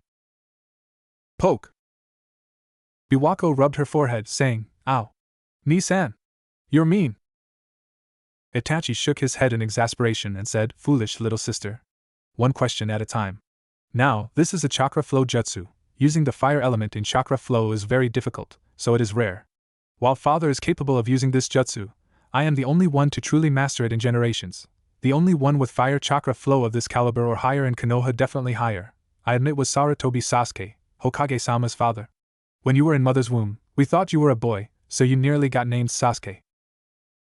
All Biwako heard was that her brother was incredible. She didn't much care about people who had died. Wait a moment. Ni-san, Biwako said, where did the name Biwako come from then? Thoughtful. Like Sarutobi Sasuke, Hokage-sama's father, was one of the strongest male shinobi of his generation. Sarutobi Biwako, Hokage-sama's late wife, was one of the strongest kunoichi of her own. Sarutobi Sasuke was an incredible katan, fire style, user, while Sarutobi Biwako used futon, wine style, with paper fans to augment her husband's own fire style from afar. It was my idea to name you Sasuke or Biwako, Itachi said, but I digress. The difference between Housenka and Housenka Tsumabini is like the cool early morning weather and the blazing early afternoon sun, Itachi said, smiling fondly. Itachi then said that Housenka Tsumabini was far hotter and could be controlled from afar much better than Housenka. Why didn't you say that in the first place, Anai-san? Biwako said, definitely not pouting. The fire jutsu fizzled out, making Biwako breathe out a ball of fire smaller than an adult's fingernail. Biwako shook her head and tried again. She had to be strong enough to beat Naruto. And kill that man, of course. Biwako tried for hours to get that jutsu, even using shadow clones like Naruto, but it didn't help her get it. Flashbacks of that man kept getting into her mind. She hated him, didn't she? Then, why did she keep remembering all that? What was worse, she couldn't detect a single hint of that man faking his emotions even years later. Was he that great of an actor? What was the truth and what was a lie? People live their lives by what they accept as correct and true. But what does it mean to be correct or true? Such vague concepts, their reality may well be only an illusion. I'll always be there for you, even as an obstacle for you to overcome. That's what big brothers are for. Uchiha Itachi was so confusing. At first glance, he was either a psychopath and pretending all along or someone who had snapped under the pressures of ninja life and gone homicidally insane, then pretended to have been a psychopath all along for some unknown reason. All Biwako could tell was that Itachi was a lying liar who lied. But what was true and what was a lie? Fact was, Itachi had tortured her with their clan's deaths for hours, making her fall unconscious for close to 3 days, though she had been found in the outdoors, not inside her parents' house, for some unknown reason. I did it to test the limits of my abilities. There is no value in killing the likes of you, foolish little sister. If you wish to kill me, then hate me, scorn me, and survive in an unsightly way. Run, run and cling to your pitiful life. Biwako grit her teeth, but something struck her as strange once again. She thought that man's words over, and realized what was wrong. The man had killed even the babies. She shuddered at that. Then, why had he told her she wasn't worth killing? Had he only been trying to rile her up to keep her from thinking about any inconsistencies? If so, it had worked. It fucking worked. But what was the true purpose? She had already established that Itachi was one of the biggest liars in existence, but there had to be something she was missing. Did it have something to do with his tears on that day? Wait, tears? Why did she remember Itachi shedding tears when he was attacking her, and why had she only remembered now? She also remembered pursuing Itachi and injuring him slightly. The mystery deepens, Biwako thought. I also hadn't expected I had caught him off guard. Did he use a genjutsu to make me forget? Why though? Uchiha Itachi was more complicated than he had allowed her to see, and she would make sure to investigate him thoroughly before killing him. Going back to practicing Housenka no Jutsu, she swore that Itachi wouldn't get to pull the wool over her eyes ever again. After 2 days of trying to get Housenka no Jutsu, Biwako was feeling impatient. Should she dash? Well, it worked for Naruto and for the summoning jutsu, Biwako thought, why not now? So, Biwako went to Irika for advice. The man was sitting at his office, probably grading assignments. The girl cleared her throat, making Irika finally acknowledge her presence. Irika said, Biwako? What brings you here today?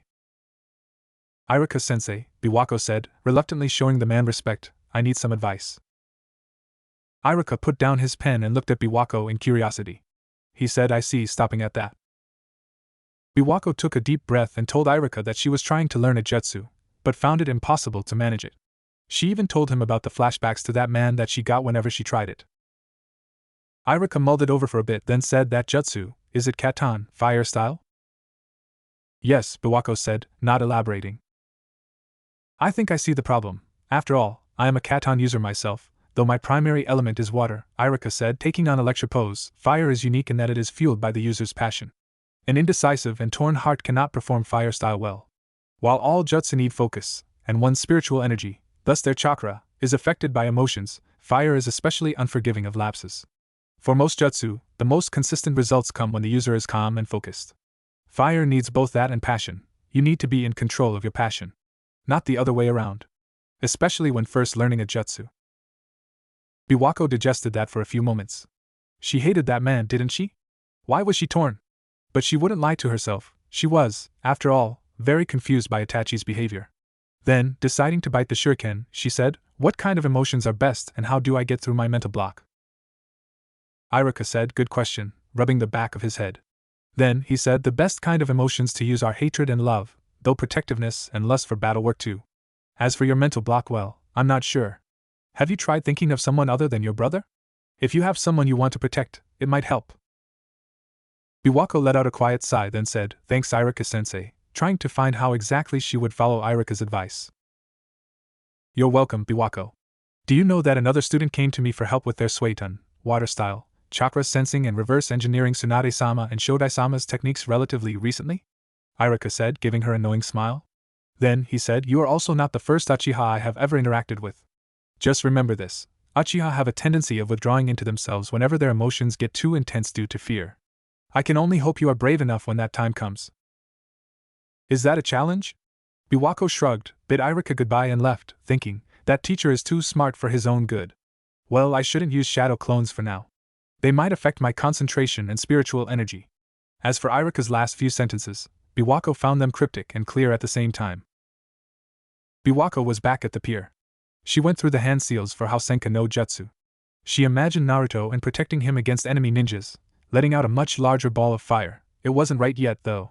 Housenka released multiple balls of fire, not just one, and it was still weaker than it should be. After a bit of thought about Itachi and Naruto, Biwako's blood ran cold. What if that man kills Naruto just because he's my friend? She thought, shivering a bit after she thought of that. Should I stop being friends with him? She knew it would devastate Naruto. She was his only and best friend. No, so this is what Irika warned me about. Run and cling to life pitifully like Itachi said? No. Fuck that. I am not a coward. I will figure out something else. The alternative was to get strong enough to protect Naruto. No, that was an insult to him, and his resolve and talent. Then, to fight by his side as an equal, protect one another. There would be no dying for Naruto while she was around. There would be no easy win for Naruto in the spars between them, either.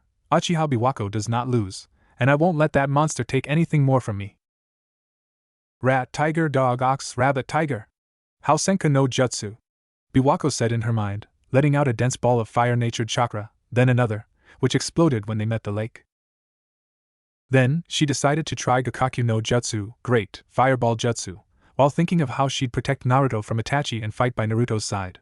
Hatred and protectiveness filled her in equal measures, and instead of a continuous flow, she breathed out a powerful ball which moved much faster than any of her katan had before, fell into the lake, then exploded, making the lake shower her with water. She stayed in place, looking at the giant water shower, and yet the water didn't quite reach her. That was powerful! She thought that one old woman would have said I've been blessed by Amaterasu and Kagutsuchi. Biwako heard a sigh and realized someone had a grip on her shirt. The grip let up, and she turned to see Naruto. Naruto said, and you call me reckless. What was that? Gesturing at the lake, an angry frown on his face. Biwako realized that Naruto had protected her, and was speechless. Naruto's expression changed, looking at her with concern. He said, "Are you okay, Biwako?" Biwako shook the mix of emotions off and said, "I'm better off than I've been in months," realizing that she meant it. Naruto looked confused, but he said, "All right. Just don't do that again. Please, seriously." Biwako said, "I'll try, but no promises," walking less carefully than before, almost skipping. Naruto said, Biwako, wait for me." It took Biwako 3 more days of testing the ways she released the chakra to manage to get Hoshinka no Jutsu to a satisfactory level of mastery, and one more, that one with clones, to improve it to where it was usable in a real battle, or at least an intense spar.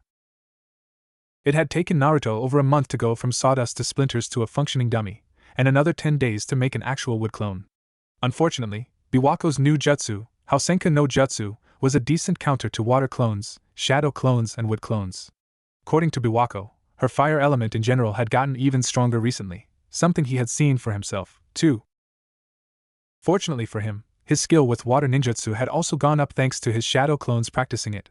He learned Wild Water Wave, a C-ranked water ninjutsu which unleashed a waterfall-like wave from the user's mouth to wash away their foes. Thanks to help from Irika, his own improved chakra control, and his shadow clones, it took him less than a week to learn it. So, they were back to winning and losing alternately.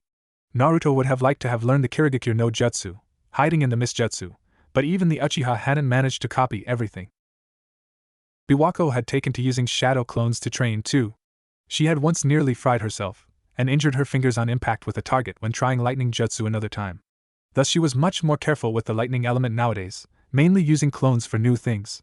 She still had a small scar near her wrist, though thanks to Kabuto, her fingers had healed perfectly. Naruto was a month or 2 before reaching 9 years of age when Biwako came up to him with news. She said, "Naruto, the Hawks have found your relative. Tsunade is in Shiruka City right now, in the south of the Land of Fire." "Yosh! So, how will we reach her?" "I hope you have a plan," Naruto said, bouncing on his feet. "Of course I do," Biwako said, looking somewhat offended. She then said, "Fuinjutsu, the art of sealing? The Hawks have taught me about the summoning and reverse summoning jutsu. I have known the basics of sealing since an early age thanks to my parents, so I made this," showing him a temporary tattoo. She also said something about making a contract. "It goes this way, we use both our blood to apply the tattoo," Biwako said, "then, we will be able to summon one another or send a distress signal by putting blood on the tattoo. So, where do you want yours?" Naruto was worried over what Irika would say if he saw his tattoo, but he simply said fuck it and told Biwako to put it on his left bicep. Biwako put her own on her right shoulder, and the two of them finalized the contract by cutting their palms Naruto more deeply, because he healed fast and putting blood on each other's tattoo. "Let's try it," Naruto said, fired up. "Okay," Biwako said, with just as much enthusiasm, even though it was hidden under indifference as a poker face. "But first, we make sure the tattoos are invisible. Fortunately, I've managed to make enough progress in sealing to be able to include that," she said after that. She taught him the hand seals to make it invisible, so that it only appeared when his blood was splashed on it. It also would alert the other, as soon as blood would fall on the tattoo and send them the other's position. Naruto was just glad that Irika wouldn't see the tattoo, especially considering Biwako intended to make a permanent version when she was more confident in her Fuinjutsu skills. "You learn quickly, as expected of my rival," Biwako said, looking impressed. "Have you ever considered learning Fuinjutsu?" "It's very useful. I never knew until now," Naruto said, impressed, "but let's not get ahead of ourselves. There is no guarantee it even worked." Biwako glared at him, offended. "Let's just get on with it," she said. She went to the other side of the small house and summoned him 3 meters, 10 feet, in the air, dropping him on his ass. "Ow, ow, ow. You little dash," Naruto said, a bit annoyed, especially now that he looked at Biwako's smug smirk. Giving Biwako a glare that promised retribution, he bit his right hand's thumb and smeared the blood onto the tattoo, running through the correct hand seals. Pop! Biwako appeared next to him, her feet sinking into a mud puddle made by Naruto's water ninjutsu earlier. "So I think it's safe to say it works," Naruto said happily, ignoring Biwako's glare, "but will it take more chakra with more distance? It took a huge chunk of my reserves right now." Biwako shook her head. She said, "It's a space-time jutsu. It takes the same amount of chakra at all distances and has no distance limit," looking at Naruto as if it were obvious, and damn, it was obvious. Naruto was great at learning, but some things were taught ahead of time to clan children. Apparently, Biwako still had more chakra than Naruto did, which was why the jutsu had taken a lot out of him. Biwako appeared just outside a particular town. The forest out there was lush and beautiful, and the trees were quite tall, though not especially thick. After admiring the scenery, she went through the motions to summon Naruto. Poof! Naruto appeared in smoke. Biwako dismissed Garuda, the granddaughter of the Hawk boss and Biwako's personal summon. Her mind wandered to the first time she had met them. Biwako was in the Uchiha district's training ground, which was protected by seals to ensure privacy. Her reason was so that she could test the summoning jutsu after signing the Hawk contract. It had taken quite a bit of research read, spying on shinobi training, then asking Iruka when that had failed on her part, and Naruto's to discover the hand seals of the summoning jutsu. She bit her thumb, drawing blood, and went through the sequence: boar, dog, bird, monkey, ram. She said Kuchiyos no jutsu, summoning technique. In a small cloud of smoke came a large, colorful egg. What the crap is that? Biwako said, breaking her calm facade. Naruto snickered a bit and said, wow, I did expect that your first try would be at least a little bad, but this is an epic failure. Biwako said, if you have nothing important to say, stay silent, annoyed by both the words and the snickering. Okay, how about this? Naruto said and suddenly turned serious. He then said, keep the flow of chakra stable, no sudden lowering or increasing of the output. You should also put at least 3 times as much chakra as you did this time into it. Biwako calmed down at hearing that and decided to take the resident chakra sensor's advice. She repeated her previous actions, this time putting over 5 times as much chakra into the jutsu, and keeping the output as even as she could. The jutsu resulted in a much larger cloud of smoke, in which a relatively small brown hawk appeared. It flapped its wings erratically a few times, looking disoriented, but it stabilized very quickly. It said, who is the one that summoned me? Naruto said, wait. The bird talked. Shocked, only to receive an identical deadpan idiot from both the hawk and Biwako. Ignoring Naruto and his cloud of depression, Biwako looked the hawk in the eye and said, I think I'm going to like you. My name is Uchiha Biwako, and I'm the one who summoned you, smirking. Interesting, the hawk said, my name is Garuda. Our last summoner was Uchiha Shursui. Do you happen to be his direct descendant? Biwako admitted she wasn't. She also told Garuda of the Uchiha clan downfall, and how Shursui had died a year or 2 before it, without ever having children. Shit, Garuda said, grandmother needs to hear about this, and disappeared in another cloud of smoke. Naruto snickered again and said, your summon just ditched you. By the way, did you have to not tell me that summoned creatures talked? Yes, I did. And yes, it did ditch me, Biwako said, an eyebrow twitching. Then she said, by the way, summons can reverse summon their contractor, so there's a chance that. After a brief bout of nausea, Biwako found herself on a huge meadow. She looked around, seeing mist not far above her. She activated her sharingan, and realized she was seeing the clouds, not mist.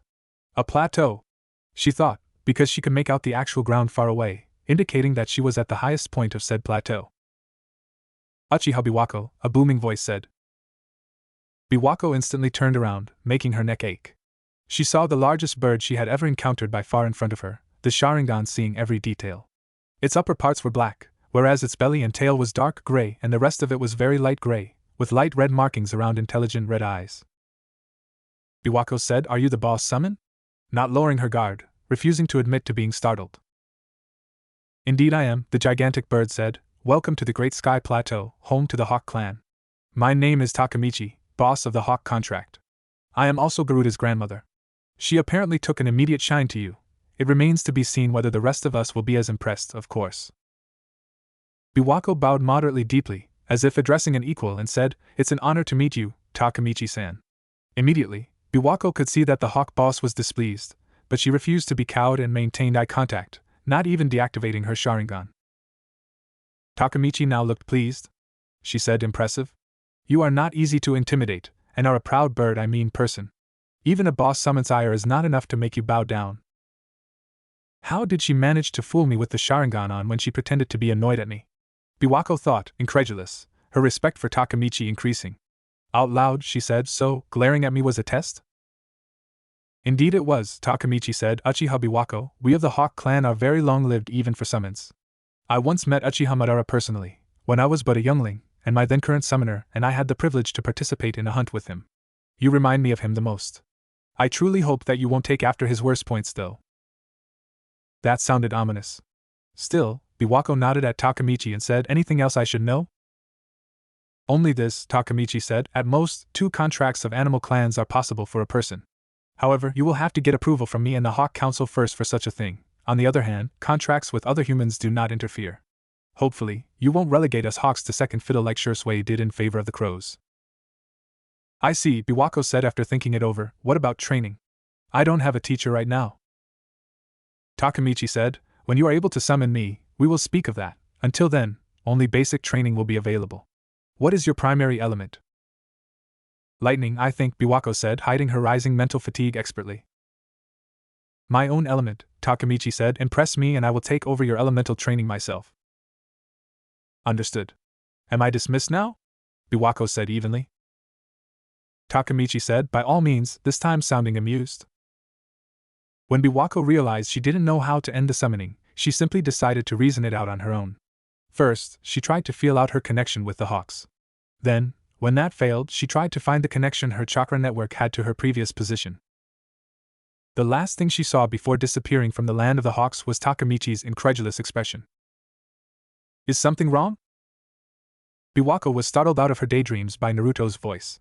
She said, nothing, just thinking. Naruto didn't reply. The two of them were following what must be Tsunade's chakra thanks to Naruto's sensory capabilities. His range was a bit less than 400 meters, at most less than a quarter of a mile, but his skill was great and precise enough that he could follow very small traces of the chakra that had been left around the city. Strange, though, that someone so skilled would leave obvious enough trails to follow, or so Biwako thought. She was able to put a scent to the trail, and it was full of alcohol. She decided to let Naruto do all the work unless her help became necessary. If Tsunade was drunk, though, it would explain why she was so easy for Naruto to sense. She's with another kunoichi and an animal in that bar? Naruto said, uncertainty clouding his tone. What is one of the Sannin doing in a seedy place like this?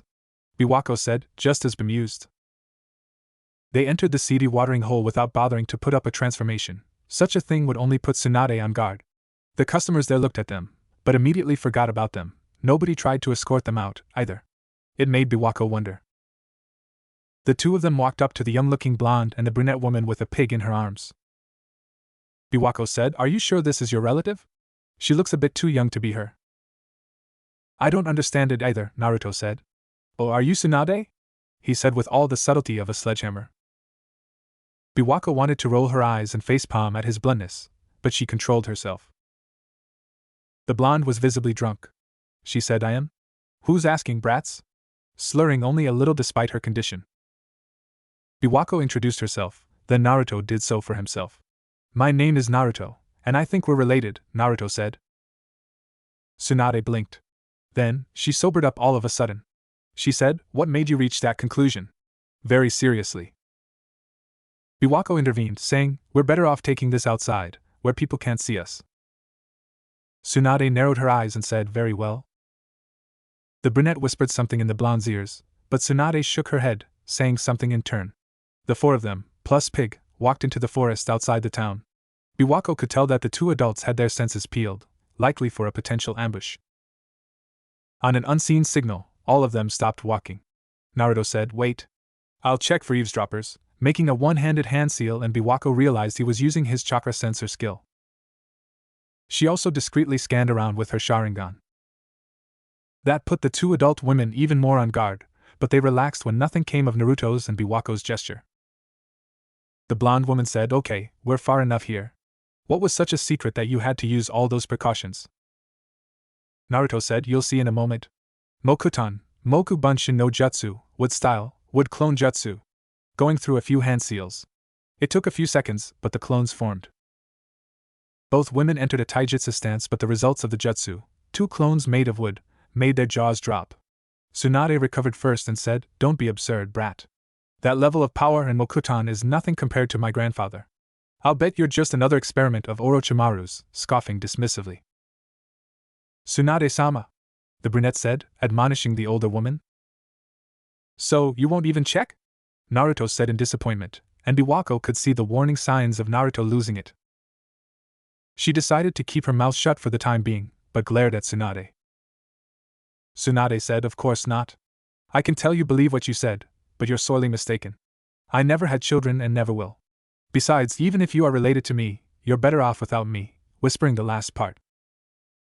Naruto's hands were fists. He said, I understand, whispering too. Then, he left them to run off alone further in the forest. Biwako was utterly and absolutely furious. She looked Tsunade in the eye and hissed, if he gets seriously hurt because of you, you are dead, Sannin or not, and went after him. She knew that Tsunade and Shizen followed behind her, but paid them no heed. The three of them plus Pig reached a truly large clearing, only to see Naruto shatter several boulders and knock down trees with his bare hands, on the other side of the clearing. Shizen let out a gasp, and Tsunade simply stood there. Biwako decided to wait, to only intervene if Naruto was about to seriously hurt himself. She could see the chakra that covered his arms every time he punched clearly, and could predict his moves a split second in advance. Damn it, damn it, damn it! Naruto shouted, tears and snot running down his face. He felled boulder after tree, but his raging emotions only became stronger: frustration, sadness, anger, the pain of rejection. He could tell the three females were there, and them seeing him cry only made him feel worse. Eventually, green-colored chakra was visible even to Naruto, and covered his entire body rather than his arms, without him being able to fully control it. This is dash, he said, letting his instincts guide him, mokutan, call of nature. His chakra spread through the clearing and nature responded to his call. He channeled all of his emotions into his chakra, including his regret at how much destruction he had caused, trying to mimic the size and species of the trees around him, and the result was incredible. The clearing, over 100 meters in length and almost half as much in width, was now packed with trees, and even beyond it, the forest was also more dense. From what Naruto could feel somehow, it was not his usual sensory. The destroyed trees had also been restored. Naruto could only admire his handiwork, almost disbelieving. I did all this? Unbelievable. This is what it means to awaken a bloodline. Biwako was right, he thought. Then, he swayed in place, and the analytical part of his mind noted that he was going through serious chakra exhaustion before everything disappeared from his sight. Shizen was examining Naruto, all the while Biwako was worried to the point of chewing her nails, sparing a dirty look at an oblivious Tsunade every once in a while. He needs an infusion of chakra, or the consequences will be severe, the woman concluded. Then, what are you waiting for? Biwako said, fuming, barely controlling her temper. Unfortunately, I cannot do the chakra transfer technique well enough for such a delicate case. Only Tsunade-sama has mastered it to the required degree, of all of us here, Shizen said, still looking at Naruto. In the meantime, Tsunade was staring at Naruto's bloody knuckles and palms, as if in a trance. What's wrong with her? Biwako asked Shizen, almost ready to kill. She has hemophobia, Shizen explained. What? Isn't that? The greatest medic nin in the world has a fear of blood? Are you trying to make a joke? Biwako snapped at her in disbelief. Do not take that tone with me, Biwako-san, Shizen said, scolding her in a motherly way, and yes, it's something that has to do with her past, something that would take too long to explain. Got it, Biwako said, expression set in stone. Then, she punched Tsunade in the ear and said, oh, snap out of it. Both Tsunade and Shizen gasped, the latter likely in outrage. Biwako shouted, this is your only relative who's suffering here. Wake up and heal him, you wimp! Tsunade blinked repeatedly, as if waking up from her trance. Her gaze focused eventually, seeing Naruto's prone body held in Shizen's arms. She looked at his blood again, shaking a bit, but this time, she remained relatively calm. She said, Shizen, report, her voice not betraying any distress she felt. He got severe chakra exhaustion, Tsunade-sama, after awakening or partially awakening his bloodline, Shizen said. Biwako was pacing in impatience and worry, and yet she said nothing. Tsunade examined Naruto herself, possibly confirming what her apprentice had told her. Then, she started glowing yellow, making Naruto glow the same color, then green. So that was the chakra transfer technique. Biwako could tell that Naruto was breathing more easily after that, and sighed in relief. She turned to Tsunade, who was studying her. The woman said, now, what to do with you? I have to somehow repay you for punching me in the ear and your earlier threats. Biwako's mouth moved on its own and said, I regret nothing. Smirking smugly, despite herself. When she realized what she said, she braced for a hit. Tsunade smirked too. She said, good answer, flicking Biwako's forehead with one finger, sending her tumbling. Biwako, though, landed on her feet, sideways on the trunk of a tree, sticking to it using her chakra. I kind of deserve that, she admitted in a bland tone which said she still didn't regret her earlier behavior. That's the spirit, Uchiha brat, Tsunade said, her lips twitching upwards. By the way, your sharingan now has 2 tomo in each eye. Congratulations. Huh. Oh right, Biwako said, a bit absent-mindedly. She took out the hand mirror she carried everywhere and reactivated her sharingan, seeing 2 comma marks on each of her eyes. So, when will Naruto get up and what is his condition? She said, tension back to her body.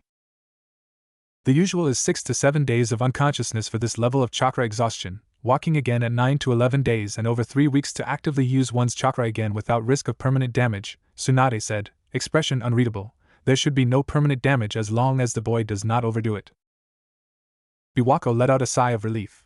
She said, that's a relief? Though, with Naruto's rate of healing, it shouldn't take more than a week until he's back to using ninjutsu safely. A healing factor? Tsunade said, looking more interested. Care to share? His arm had broken in 2 places. According to the medic Nin at the hospital, it should have taken 3 weeks or so to fully heal for a ninja without medical ninjutsu, but it took him less than 24 hours, less than an hour according to Naruto himself, Biwako said, not seeing a reason to keep that information from Naruto's relative, who was also the medic Nin taking care of him. Interesting, Tsunade said, just like Grandpa, whispering, seemingly forgetting that Biwako was even there in her study of Naruto. Naruto felt like he had been stepped on by the elephant boss summon. That was his first thought as he woke up, followed by where am I? Naruto-kun, a somewhat familiar feminine voice said, stay put, please. You went through quite the ordeal, and need your rest. Naruto moved his limbs around a bit. Satisfied that he wasn't in enemy hands, for lack of being bound, he let himself be lulled to sleep. Naruto got up groggily.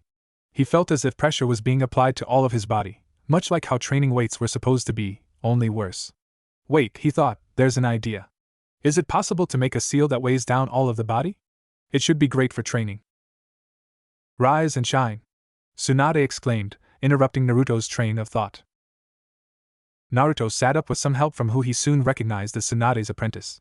His eyes met Tsunade's, and he flinched.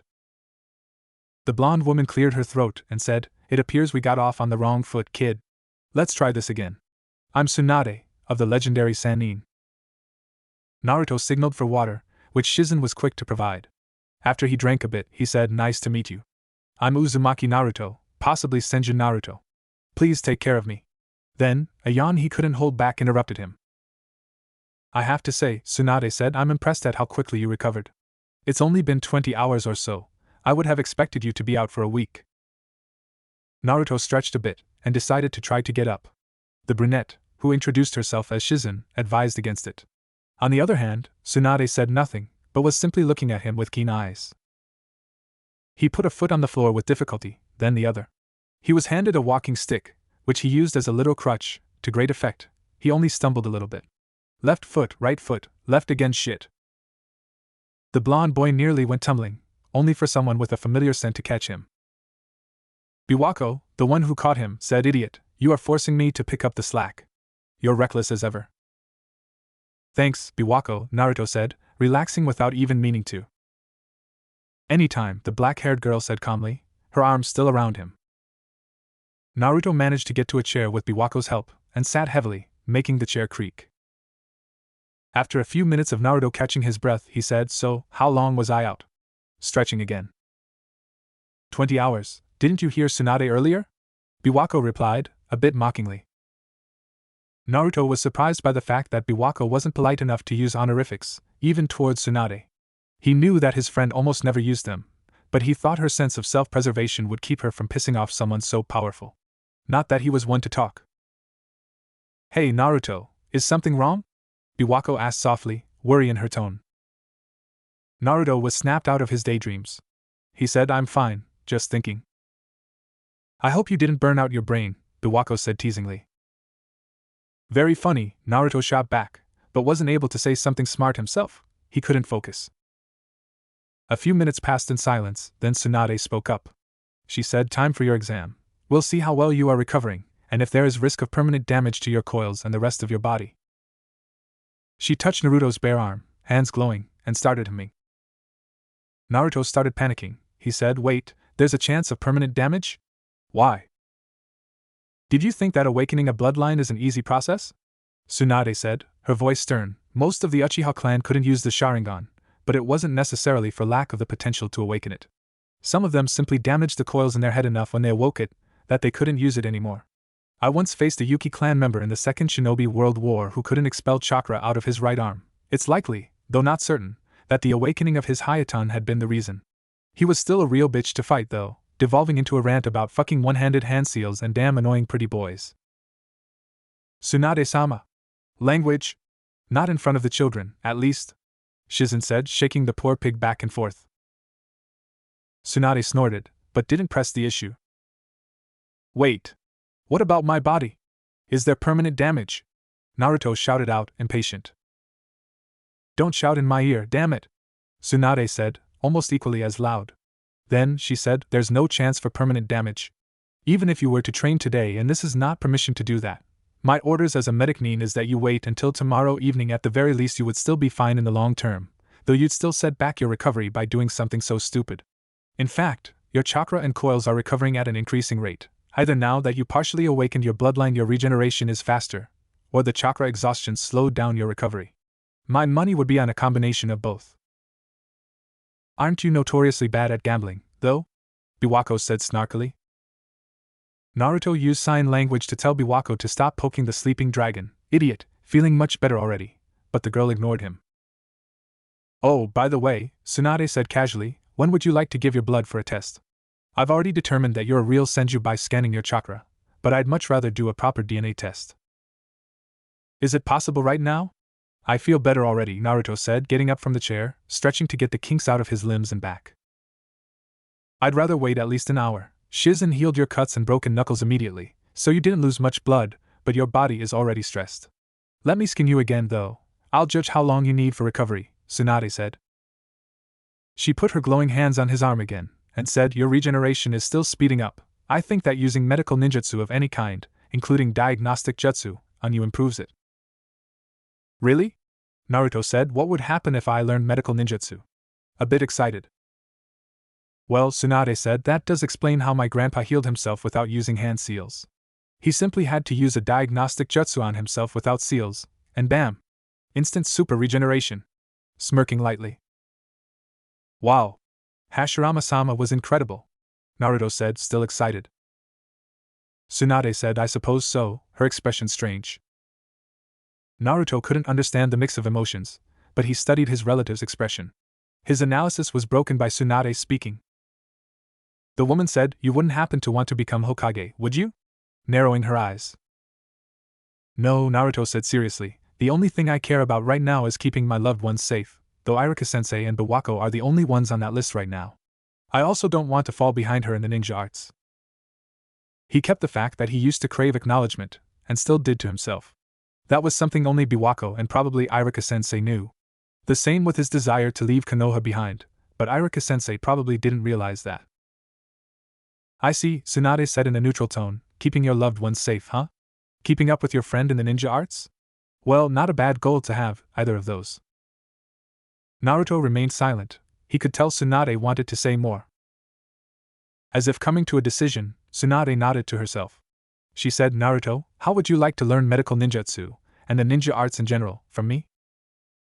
Like master and apprentice? Naruto asked, stuttering a bit.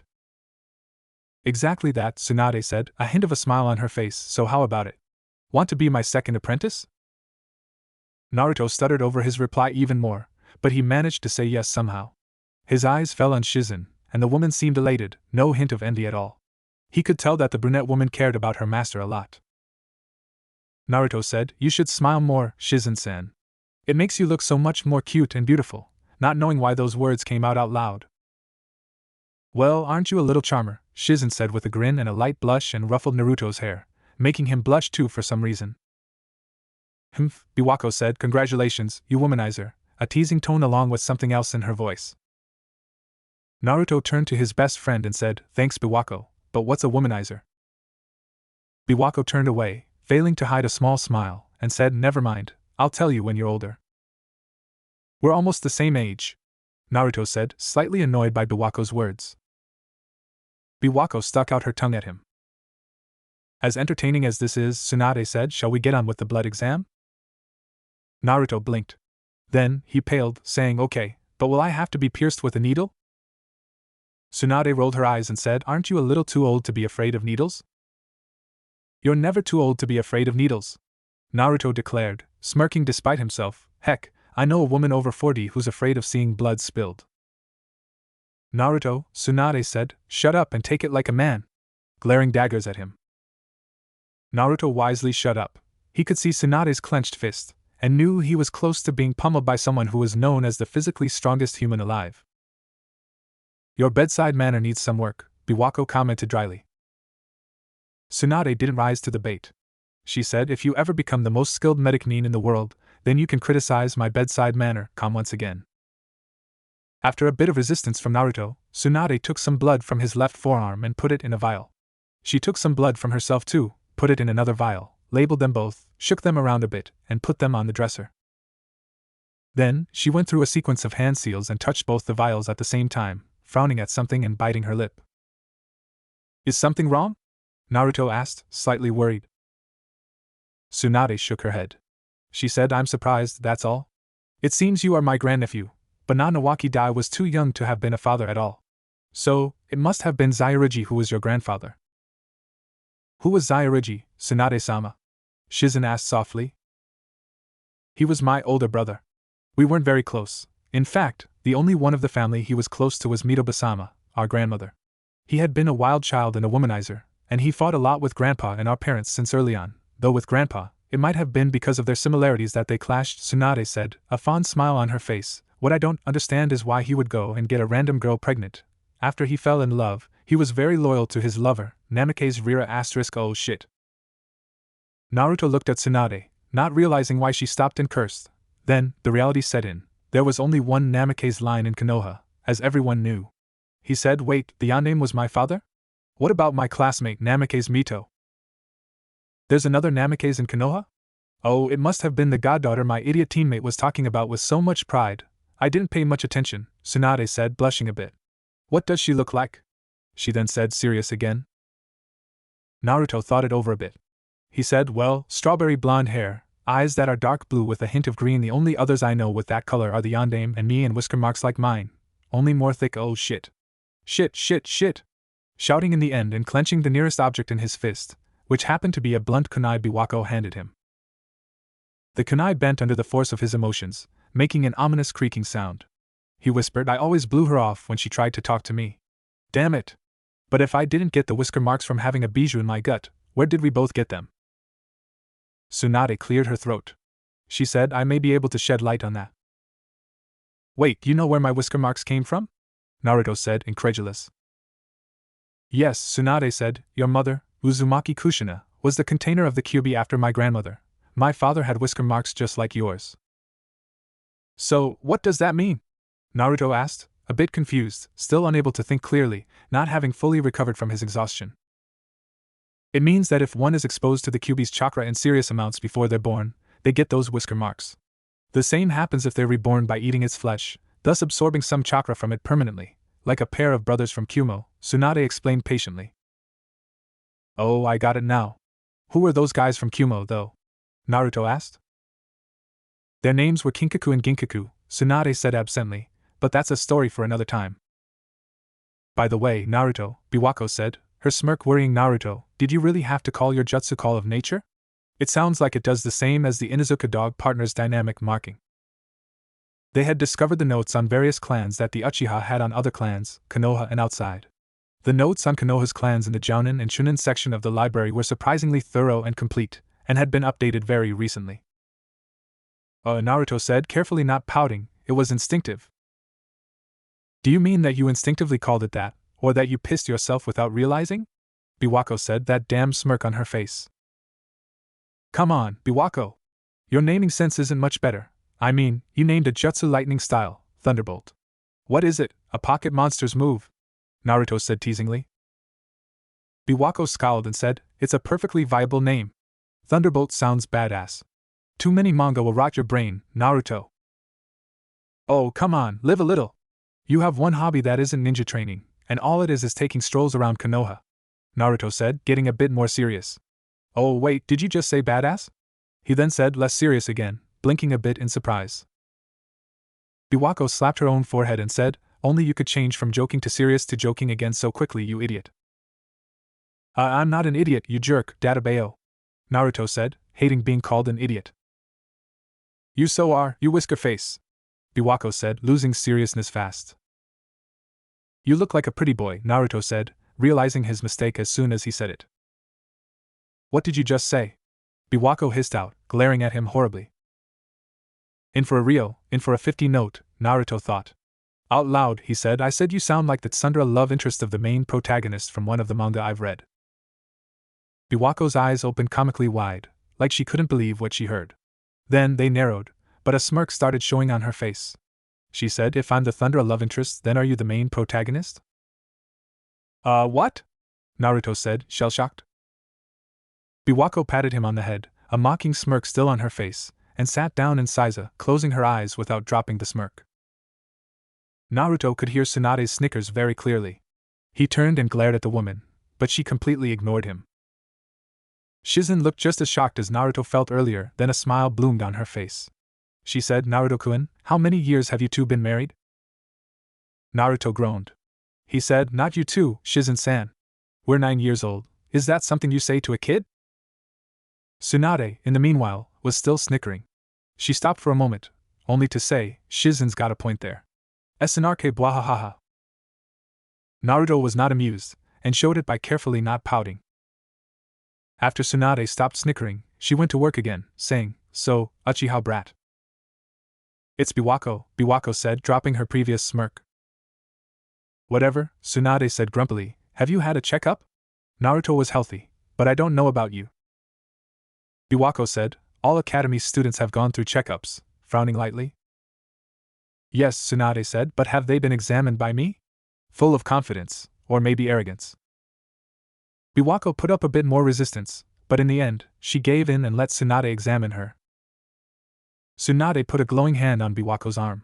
After a few seconds of that, Tsunade lifted her head to look at Biwako, saying, what the hell, Biwako?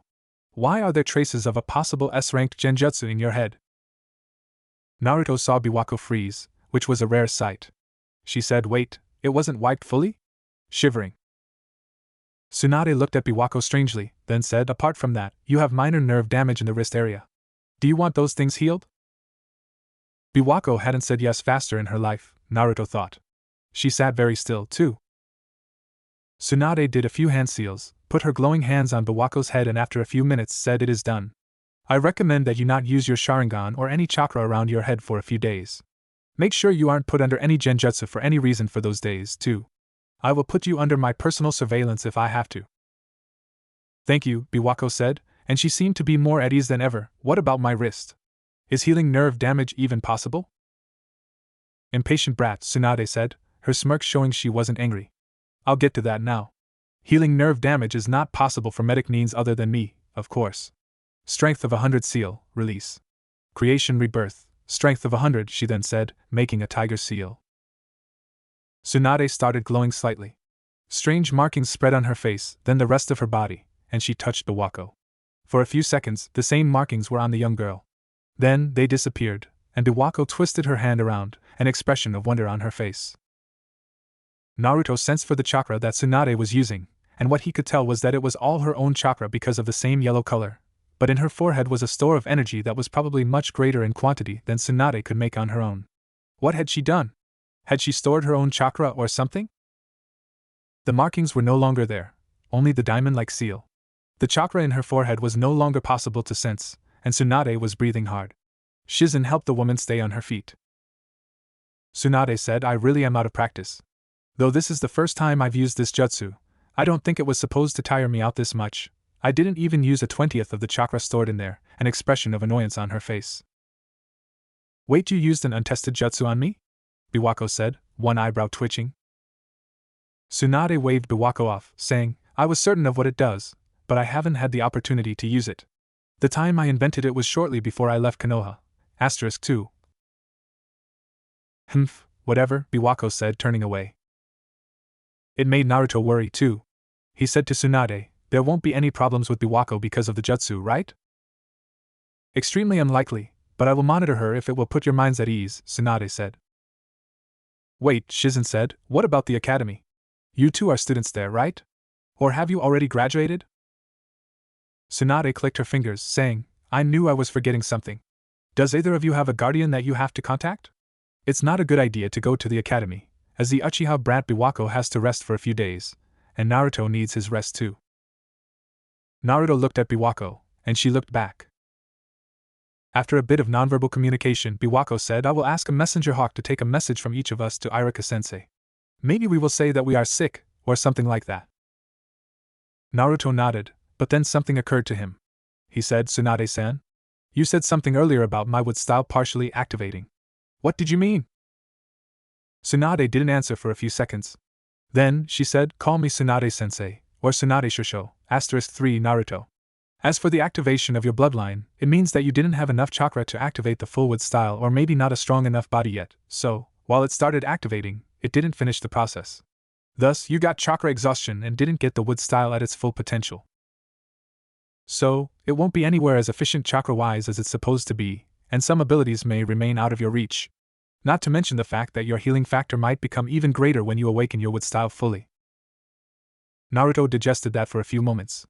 Then, he said, wait, that wasn't even Mokutan's full power. Shouting without meaning to. It wasn't, trust me on that, Tsunade said, smirking. Grandpa could make his wood clones so quickly that only Madara was able to see him substitute himself with one, and made a training ground with a radius of a bit over 10 kilometers practically from scratch in only a few hours. 326 square kilometers. Do you know how large that is? How large was the space I covered with trees? Naruto asked, truly curious. Tsunade smirked and said, including the trees beyond the clearing, about 50 times less than 1 square kilometer. Without them, 170 times or so less than a square kilometer. Don't be discouraged, though, some people's chakra reserves grow exponentially, and your wood style will probably get a lot less chakra intensive when you fully activate it, too. According to my father, who was told by Grandpa himself, Grandpa didn't have his enormous reserves from the beginning, and now that you are going to be my apprentice, I will make sure that you improve in everything. Tsunade's smirk turned sadistic, making Naruto shiver. Still, he had more questions. He said, do you think that I have a Bija sealed in me, Tsunade-sensei? It's the theory Biwako and I have for why I'm hated in Konoha, a bit scared that his aunt would abandon him. Tsunade's hands glowed a bit again, and she put one on Naruto's arm, then slipped it under his shirt. She looked puzzled, but she said, I can't detect anything like that. Of course, it's possible, even likely, that your father sealed it in so tight that it will take years for you to use its chakra. After all, he did split it in half using the Shinigami, according to Jiraiya when he was drinking his sorrows. My advice is not to worry about it except when you are improving your chakra control. I do have a few of the exercises that grandmother and Kushina used to keep the Nine Tails from affecting their chakra control as much. Thank you, Tsunade-sensei, Naruto said, bowing in respect, happy that he had a relative teach him. He saw Iruka as a father figure or maybe an older brother, but it was different with Tsunade. Naruto was standing in a clearing with Tsunade again. This time, Shizen and Biwako were standing further ahead, though they were still well within sensing distance. Now that you are rested, Tsunade said, a scary smile on her face, it is time to see what you can do, Naruto. Then, it's Tor training for you. Tor training? Naruto asked, starting to have second thoughts about the whole thing. Is it too late to change my me? Shut up and show me what you can do.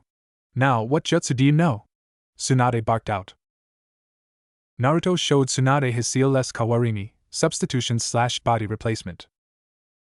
Then, the transformation and the clone jutsu with only one hand seal each, the shadow clone, which had one seal to begin with, the water clone, which Naruto could use with only a tiger seal, the wood clone, which, after the activation of his bloodline, he could use with only 2 hand seals rather than 3, water style, wild water wave, which he had gotten down with only 3 hand seals rather than 4, *4, and wind style. Thrust, which still took 3 hand seals, dog, rabbit, and bird. Tsunade's eyes had narrowed, and that worried Naruto. She said, are you able to extract the water from a leaf? Naruto took a leaf in his hand and did just that. All the while, Tsunade was watching with keen eyes. It's as I feared. You have neglected some of the basics in favor of learning more things. Are you able to cut a leaf too? Tsunade said, her voice even. Naruto cut a leaf, then covered another in dirt. Tsunade examined them. Then, she said, it took too long for you to cut the leaf. Same with the earth style and the water style exercise. There are also jagged edges in the cut, though they are more minor than I'd expect. But Shizen is the expert on wind style, not me, so we'll leave that for later. Now, start jogging around the clearing. For how long? Naruto asked. Just do it. I will tell you when to stop, Tsunade said, and Naruto started jogging. Naruto was getting tired after nearly an hour of jogging around the clearing, so he started slowing down. Ouch. Something, and Naruto thought it was a rock, had hit him in the ass cheek. Tsunade laughed quietly, but Naruto could hear her. She then said, "Don't slow down, Naruto. Oh, we need to train your situational awareness and dodging ability, too, so make sure not to get hit again. I won't throw the rocks so weakly and slowly next time." That was weak and slow. What the hell? Naruto didn't say anything, though. He only continued jogging. After he finished that training, with his bruises disappearing near instantly, Tsunade had him show her his taijutsu. She also had him demonstrate his strength technique, or rather, his version of her technique. Tsunade said, "I call it the Byakugo no Jutsu, strength of 100 jutsu. You seriously learned it in a week? I'll have you show me what chakra control exercises you know next." Naruto showed her how he stuck leaves on himself, then left them on when he climbed a tree, and later when he walked on water. He had to dodge a few rocks again, this time on the water, but his aunt said that his chakra control was adequate for his age.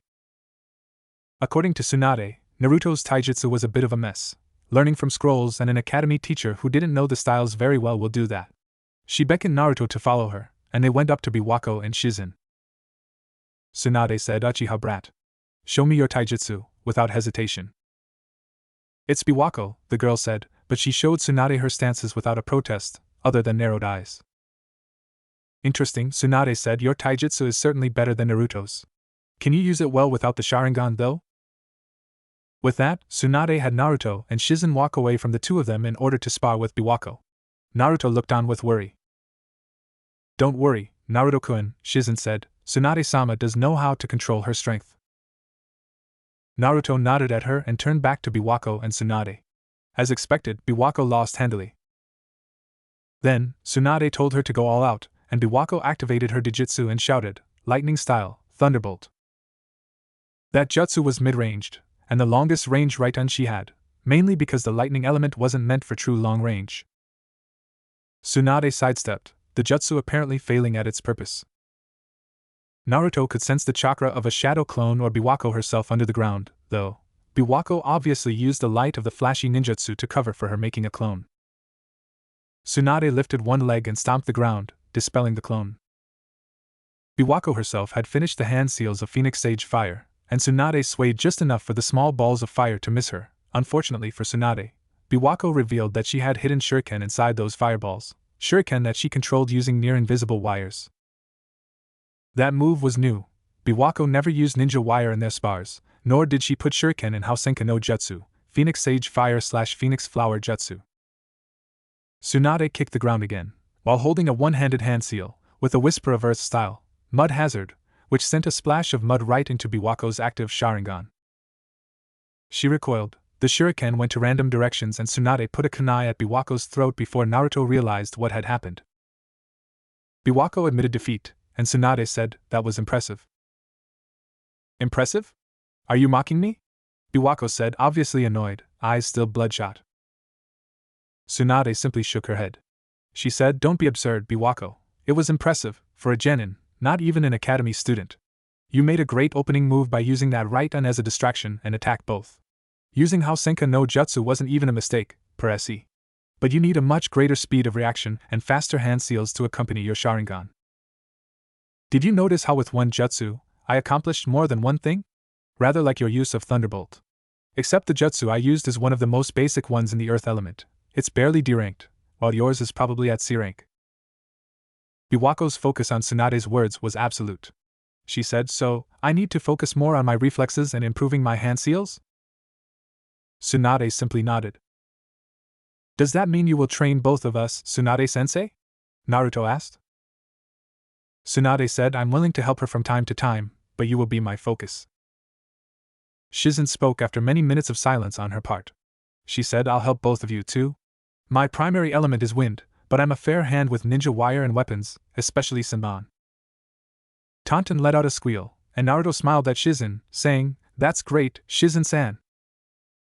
Tsunade said, my primary element is water, though my skill with earth style is better than most IWA jounin, as Biwako saw firsthand. I'm more than a fair hand at fire style, too. As for lightning style, well, I can use it. That's all. What about yang style and yin style? Naruto asked. Tsunade did a double take. She said, so, that's how you learned the Byakugo no Jutsu in 1 week? You had already trained yourself in yang style? Naruto shook his head. He said, it took me less than 3 days to complete the exercise of making a leaf hard as iron. I just get yang style. In comparison, it took me over 6 months to make a leaf look transparent using yin style, and only a small part of it. I still haven't finished that exercise. I don't doubt it will take me over a year to finish. Interesting, Tsunade said, her eyes lighting up. Then, she said, as for me, I'm the leading authority on yang style. Most medical ninjutsu, including the mystical palm, are based on yang style.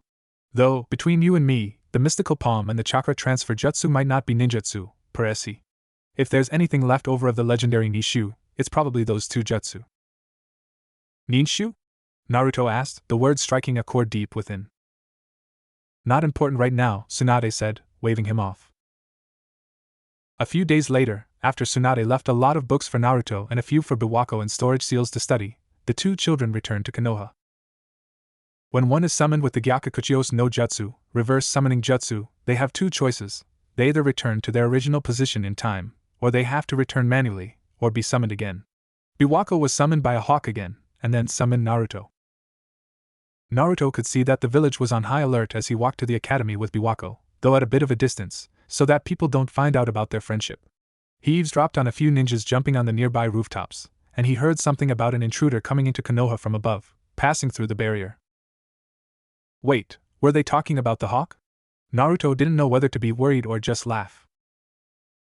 In the end, the ninjas of Konoha started settling down, though Naruto could tell they were still on edge. Iruka's keen eyes paused on Naruto for a few moments, then on Biwako. The lesson today was about the Second Shinobi World War, especially the Sannin and their achievements. Funny, considering Naruto had been with Tsunade less than 2 hours earlier.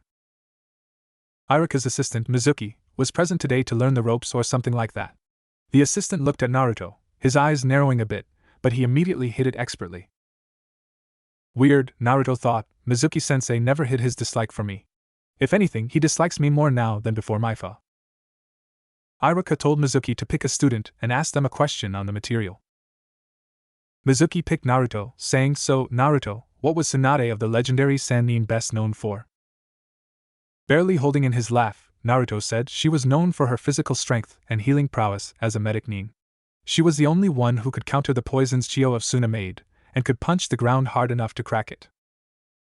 Tsunade had told Naruto about a few of her achievements, and Chiyo's name had come up more than once. Mizuki paused, then talked to Iruka in whispers. In the meanwhile, one of Naruto's classmates said, you made that up, Naruto. There's no way a woman can break the ground. The classmate's name was Nori, or something like that. He probably wouldn't even graduate. Especially if Sakura, Ino, Ami and even Hinata killed him today. Naruto could see the glares aimed at Nori, and would stay very far away from him for at least a few days.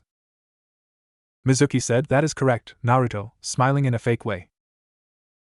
Naruto shivered, despite himself. That smile was creepy. Fortunately, as Naruto and Biwako found out later, nobody found out that the intruder was a hawk, nor that Biwako had something to do with it. Biwako also set up a reverse summoning seal in the Uchiha district, so there would be no need for the hawks to infiltrate Konoha again. As for being summoned by Tsunade, she could do it through the slug contract, which Naruto signed, but that's a story for another time. I want to know, how much does it hurt Tebane? Ha ha ha, Mikoto laughed delicately, so there I asked something you're afraid of, Kushina. Who knew? Come on, tell me, Kushina insisted, pouting. Well, if you insist. The truth is that it varies. Itachi's was a still painful but ultimately easy birth. It was over in less than 20 minutes. Biwako's, on the other hand, it took many hours, and I suffered serious chakra exhaustion afterwards, Mikoto replied, shuddering at the thought of her daughter's birth. Itachi and Biwako had gone to sleep, and Fugaku took the opportunity to get frisky. He was kissing Mikoto's neck when she stopped him, saying, wait, Fugaku. Was Fugaku's reply against her throat, making her shiver. She pushed him away, and Fugaku was giving her a look of mock betrayal, making her giggle. Mikoto suddenly got serious again and considered how to word what she wanted to say. Fugaku, bless the man, let her think, though he raised an eyebrow. Mikoto finally decided to just blurt it out and said, Fugaku, I don't want to have any more children. If anything, his eyebrow climbed higher. He sighed and nodded, though, saying, I get it. Even if something like that is unlikely to ever happen again, the thought is always there. We should take precautions before we go any further. Yes, Mikoto admitted, Biwako is a one in several generations prodigy when it comes to chakra capacity, maybe even 1 in a million. Still, I don't want to take the risk. I love my daughter and I'm glad she exists, but I wouldn't be able to survive such an experience twice. Tekka is only 16, but he is an amazing sensor, though his range is still rather limited. I swore him to secrecy and brought him before Biwako the other day. Do you know what he discovered? Fugaku said, very serious. Mikoto's own eyebrows climbed. For all her skill as a kunoichi, she never could get only one eyebrow to move. Other than his chakra capacity, that was the only thing she envied in her husband. Fugaku continued, saying, he could actually feel her chakra, and it was extremely potent. He advised that we teach Biwako how to lower the density of her chakra early on if we want her to learn the Academy 3, or at least the Bunshin no Jutsu. Mikoto's eyes opened wide, but she didn't let out a sound. That's not all. Despite her chakra being inactive, Fugaku said, her reserves, according to Tekka's estimation, are not completely subpar for an Uchiha entering the academy. This time, Mikoto couldn't hold in a gasp. Her daughter had academy-worthy reserves? But Biwako isn't even 3 years old, Mikoto said loudly. Fugaku nodded. Then, he said, we need to train her early, Mikoto. Mikoto's very soul rebelled against the idea. She said, you promised? You promised, Fugaku? A bit hysterically. Fugaku shook his head. He said, I am not going to take her to a war zone, Mikoto. The gods know I am only making that mistake once. I wanted Itachi to know not to take people's lives lightly. I was such a fool, putting a hand on her back and rubbing it in circles. Still, Mikoto said, panic leaving her and her breath returning to normal gradually. Training her early, at least tell me you won't enter her in the academy early. Fugaku shook his head again. He said, I will enter her as normal, when she is 6, and make it clear she is not to graduate before she is 10 years old. Mikoto wanted to insist on her graduation age being 12, but considering the circumstances, she compromised. Biwako would be allowed to graduate at 11. Considering Itachi had recently graduated at 7 after only 1 year in the academy, 11 was outside the norm for their family. Mikoto herself had graduated when she had been 9, same as Fugaku. She sighed and changed the subject. Mikoto said, so, how is the entire situation? Fugaku sighed as well. He said, not good, Mikoto. Danzo has outmaneuvered us completely. I never knew he was such a treasonous bastard. So the third believes him still? Mikoto said, getting angry despite herself. Fugaku replied in the affirmative. Mikoto swore loudly. Then, she said, not that the third is a paragon, himself, bitterly. Are you certain? Fugaku simply asked. Of course I'm certain, Mikoto yelled, snapping at her husband. Sorry, she said afterwards, but yes, I am certain that Uzumaki Naruto is also Kushina's child. I don't doubt Namikaze Mito is who she is supposed to be, and nobody said anything about Kushina having twins, but I have no doubt. Fugaku's expression changed into something impish. Mikoto knew that expression, so she simply said, Fugaku, what did you do? Fugaku smiled slyly and said, I may have gotten Tekka to check on 2 more children. That was risky, Mikoto chided him, he could have gotten caught, and then where would we be? Anyway, what did he find? She asked, impatience coloring her tone. Fugaku said, before that, please promise me you won't fly off the handle. Fugaku, Mikoto said, her tone making Fugaku shiver. Mikoto, Fugaku said, pointing towards his eyes. Mikoto checked the nearest mirror, and in her reflection, she saw 2 active sharingan, with 3 tomo each. She took deep breaths and deactivated her eyes. That would never have happened when she had been an active-duty ninja. She was getting rusty in her retirement. Fugaku fortunately did not mock her for her slip, regardless of how embarrassing it was for a Jounin-ranked Uchiha, one who had once had better chakra control than most medic nins at that. Hell, she had survived going up against the 3rd Raikage with only mildly crippling injuries. The man said, according to Tekka, the 2 of them had similar chakra. But there is more, there were trace amounts of Bijou chakra in Mito, and few to know such traces in Naruto. Mikoto couldn't believe her ears. She said that's. Fugaka said, it's not a certain thing, of course. Hurriedly, it could be a fluke, or it could be that both children were exposed to the Kyuubi's chakra, and Naruto simply absorbed it more efficiently. Mikoto paced around the kitchen. She said, I thought Minato's seal was airtight. Is Tekka really that good of a censor? Yes, Fugaka replied simply. Besides, he then said, only 2 years or so have passed. The chakra of a Bija lingers long after such a sealing. You know Fuinjutsu, the sealing arts, far better than I do, Mikoto. Mikoto did. Unbidden, a thought rose within her.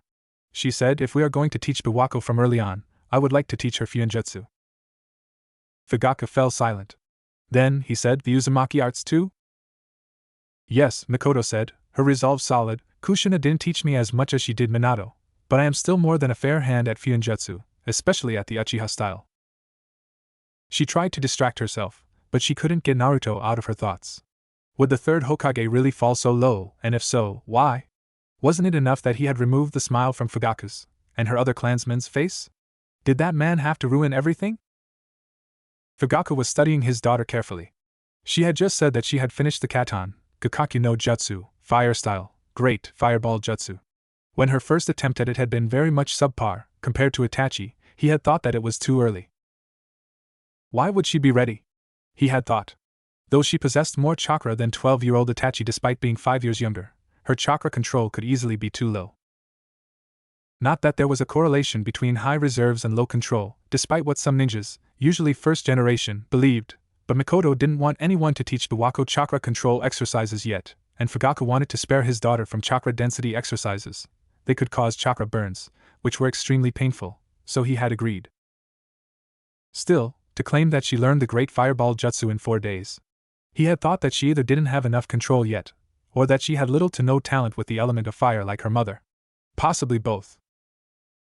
The two of them walked to the small lake used specifically for fire jutsu practice. Biwako went through the hand seals for the great fireball, and what she breathed out was, simply put, magnificent. Fugaka was dumbstruck by what he saw. When Biwako looked to him for approval, Fugaka was walking away fast, so that his thrilled expression wouldn't be seen. He finally said, as expected, you are my child, after all. Biwako's gasp let him know that his words had not gone to waste. After that, Mikoto started teaching Biwako Fuinjutsu, ninja theory and how to counter genjutsu, while Fugaka handled the physical conditioning and taijutsu. The two of them split the chakra control, though it was Fugaka who handled the chakra density exercises, with help from Nanako, the recently deceased Shursue's grandmother, who had jumped at the chance for something to do, especially something related to the field of medicine like providing Biwako with specialized burn salves. As Biwako progressed, Itachi started objecting vehemently, but after Fugaka explained his reasoning, his son ended up stepping aside. Eventually, he even showed Biwako a few tricks. As the rebellion ran closer to execution, Fugaka had less and less time to spare for his youngest, but he always checked on her progress. For some unknown reason, Biwako thought that she hadn't progressed much in Fuinjutsu, possibly because she compared herself to Namake's Mito who, at the age of 7, was already a recognized sealing expert who sold various kinds of tags to shops all around Konoha. It was happening again, at least, that was what Tsunade believed. According to her father, Hashirama and Madara had been best friends once, though her grandfather very seldom spoke of Madara. Her father had also severely disliked his uncle, Tobirama, even more than he had Madara. He had believed that neither Madara nor Tobirama should have ever been Hokage and that they had both betrayed Hashirama. Once she had gotten the full story out of Rupu, her father, she hadn't exactly been pleased with Tobirama either. Tobirama had used what had later come to be called a referendum as an excuse to keep Madara from becoming Hokage twice. The first time, he had pushed for making Hashirama Hokage, which the latter had been unsettled by but ultimately accepted. When the time for Hashirama to make a decision on who was to be second had been near, Tobirama had, once again, resorted to a referendum that time, though Rupa had strongly suspected that Tobirama had rigged the process. It was one of the few points in which her father had fully agreed with Madara, and the point that had been the last straw for Madara, convincing him that defection had been the only way. When Tobirama had died, Hashirama had taken back the Hokage position. He had tested and taught Hiruzen Tsunade's future sensei and Tobirama's chosen successor thoroughly, though obviously not thoroughly enough. It was around that time that Hashirama had been diagnosed with a terminal disease, but he had hung on until Hiruzen had turned 24. That was Tsunade's original motivation for becoming a medic nin who would surpass her grandfather, to cure people with the same ailment as Hashirama. When had she forgotten that? Back to her original thought, Naruto and Biwako. One could almost think that they were the second coming of Hashirama and Madara, but Tsunade knew they most likely were. A Senju and an Uchiha, the pinnacle of talent for their respective clans, being at roughly the same power and skill level and becoming friends, them practically being the only ones in said clans, was irrelevant. Tsunade could tell that it was no coincidence. That was the main reason why she had decided to teach Biwako too. Tsunade wanted to make sure that Naruto wouldn't have to go through what her grandfather had, so she had gotten to know the Uchiha brat, as she often called the girl. Thus, Tsunade made sure that Biwako was devoted to her friendship with Tsunade's great-nephew and new apprentice, and wouldn't turn on him for power or out of insanity. Fortunately, Biwako didn't disappoint so far, at least not completely. Her obsession with killing her brother was understandable, though. Fortunately, from what Tsunade could tell, it was slowly giving way to a resolve to get answers from said brother. Recently, Biwako had gotten into the habit of lifting and channeling chakra through a particular war fan hidden in the Uchiha Shinobi library. She faintly remembered a tradition of every male Uchiha who had recently awoken the sharingan doing the same, but what she did was not related to that. Simply put, the gunbai felt strangely familiar to her. One day, when she was putting her chakra into the gunbai, she found herself in a strange place which looked like the bank of a small river. Biwako quickly put herself on guard, but nothing could have prepared her for what she saw. A handsome boy in his mid-teens, with messy black hair and black eyes. He was very familiar. Biwako said, "Shursui-san," not dropping her guard. The Shursui look-alike looked at her in bewilderment. He looked a bit younger than the last time she had seen him. He said, "Biwako? Is that really you? You look so much older." Smiling cheerfully. Biwako activated her sharingan, but nothing was out of place. She couldn't see through whatever genjutsu this was. She said, "What the hell is this? You died, didn't you?" Shursui's shoulders slumped. He said, "Did I now? I only have memories up to the point I touched the gunbai for the second time and practiced with it, when I was 16, then darkness. I somehow know that I'm a kind of clone, not real. Did I die then and there? If not, how old was I when I died?" Biwako was wary this could be an attempt to extract information from her through genjutsu, but she still answered, saying, "You were 17 or 18, I'm not sure which. Before you ask, that man Itachi killed you." "What? No, there's no way," Shursui said, his eyes wide open. Biwako told Shursui about what had happened leading up to the so-called Uchiha clan downfall, and the slaughter itself. Shursui seemed angry after that, then contemplative, and said, "Biwako, I wouldn't believe Itachi so easily. I seriously doubt that he was telling you anywhere near the whole truth." Biwako's shoulders slumped too, and she said, "Yeah, I kind of figured that out already. He's a phenomenal liar, and I can't tell what's the truth and what is not, though." Shursui said, "I'm willing to help you out. I knew Itachi better than anyone else did," smiling again. "Though I wouldn't have guessed he would use such a genjutsu on you, so my knowledge might be outdated," he then said, anger visible on his face again. Biwako thought it over a bit, then said, "So, you are like a shadow clone of Shursui-san?" "I think so," Shursui said. Then, he twitched, saying, "Wait, how do you know about that jutsu?" Biwako crossed 2 fingers of each hand in the clone seal and produced 2 shadow clones. Shursui's black eyes turned sharingan red and he examined the clones, saying, "Amazing. You can't be older than 9 or 10, and you have easily enough chakra for the shadow clone." It was obvious that there was something peculiar about that gunbai.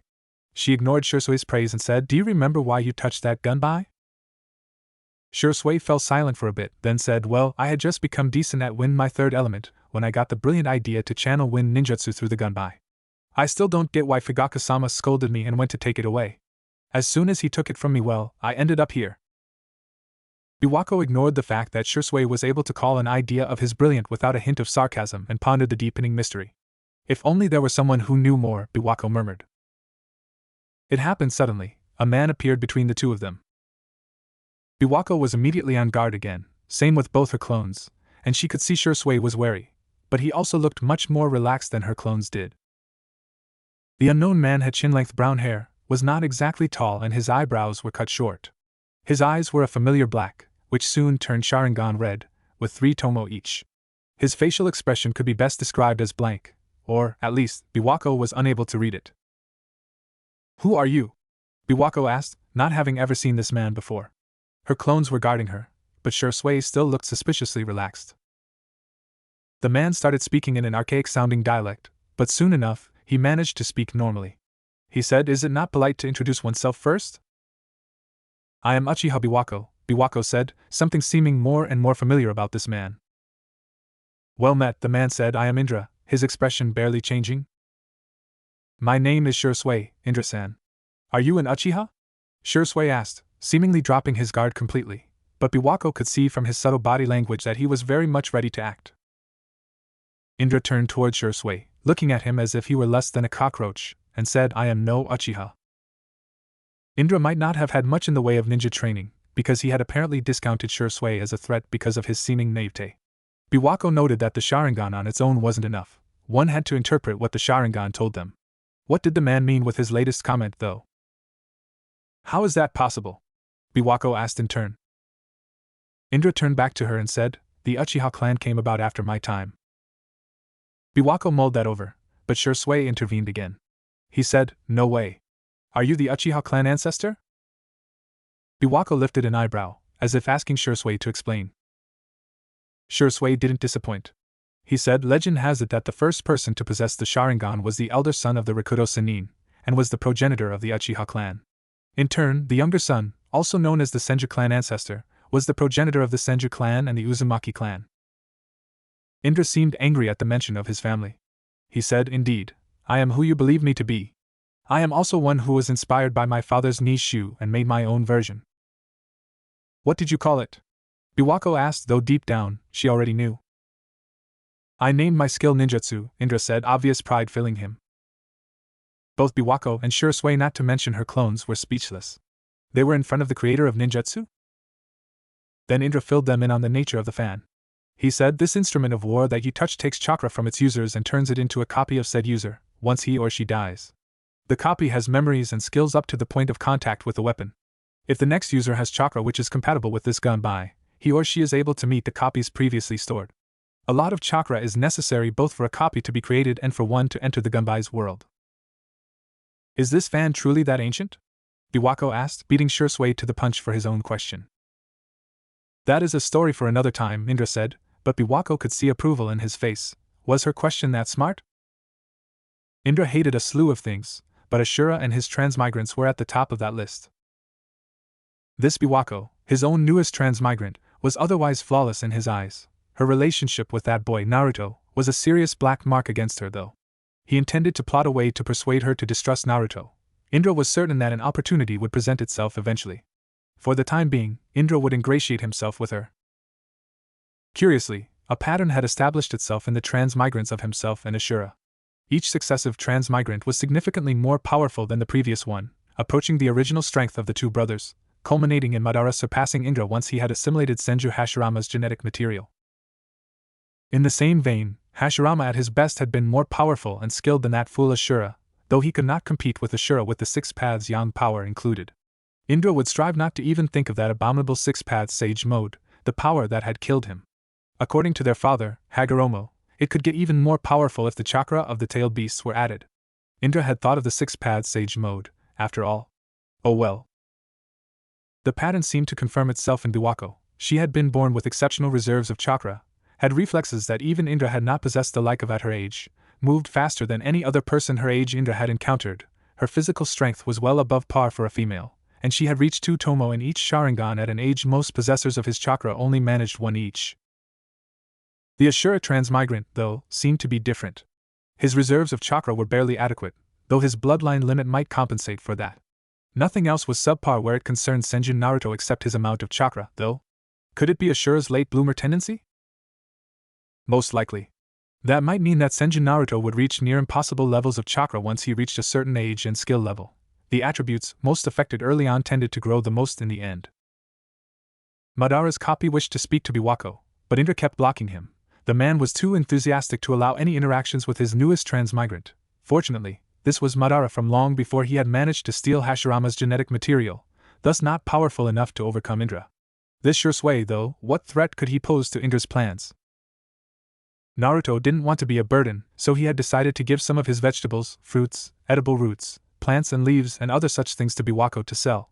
They were currently of higher quality than anything else anyone could find anywhere in the world, at least, in Naruto's not-so-humble opinion.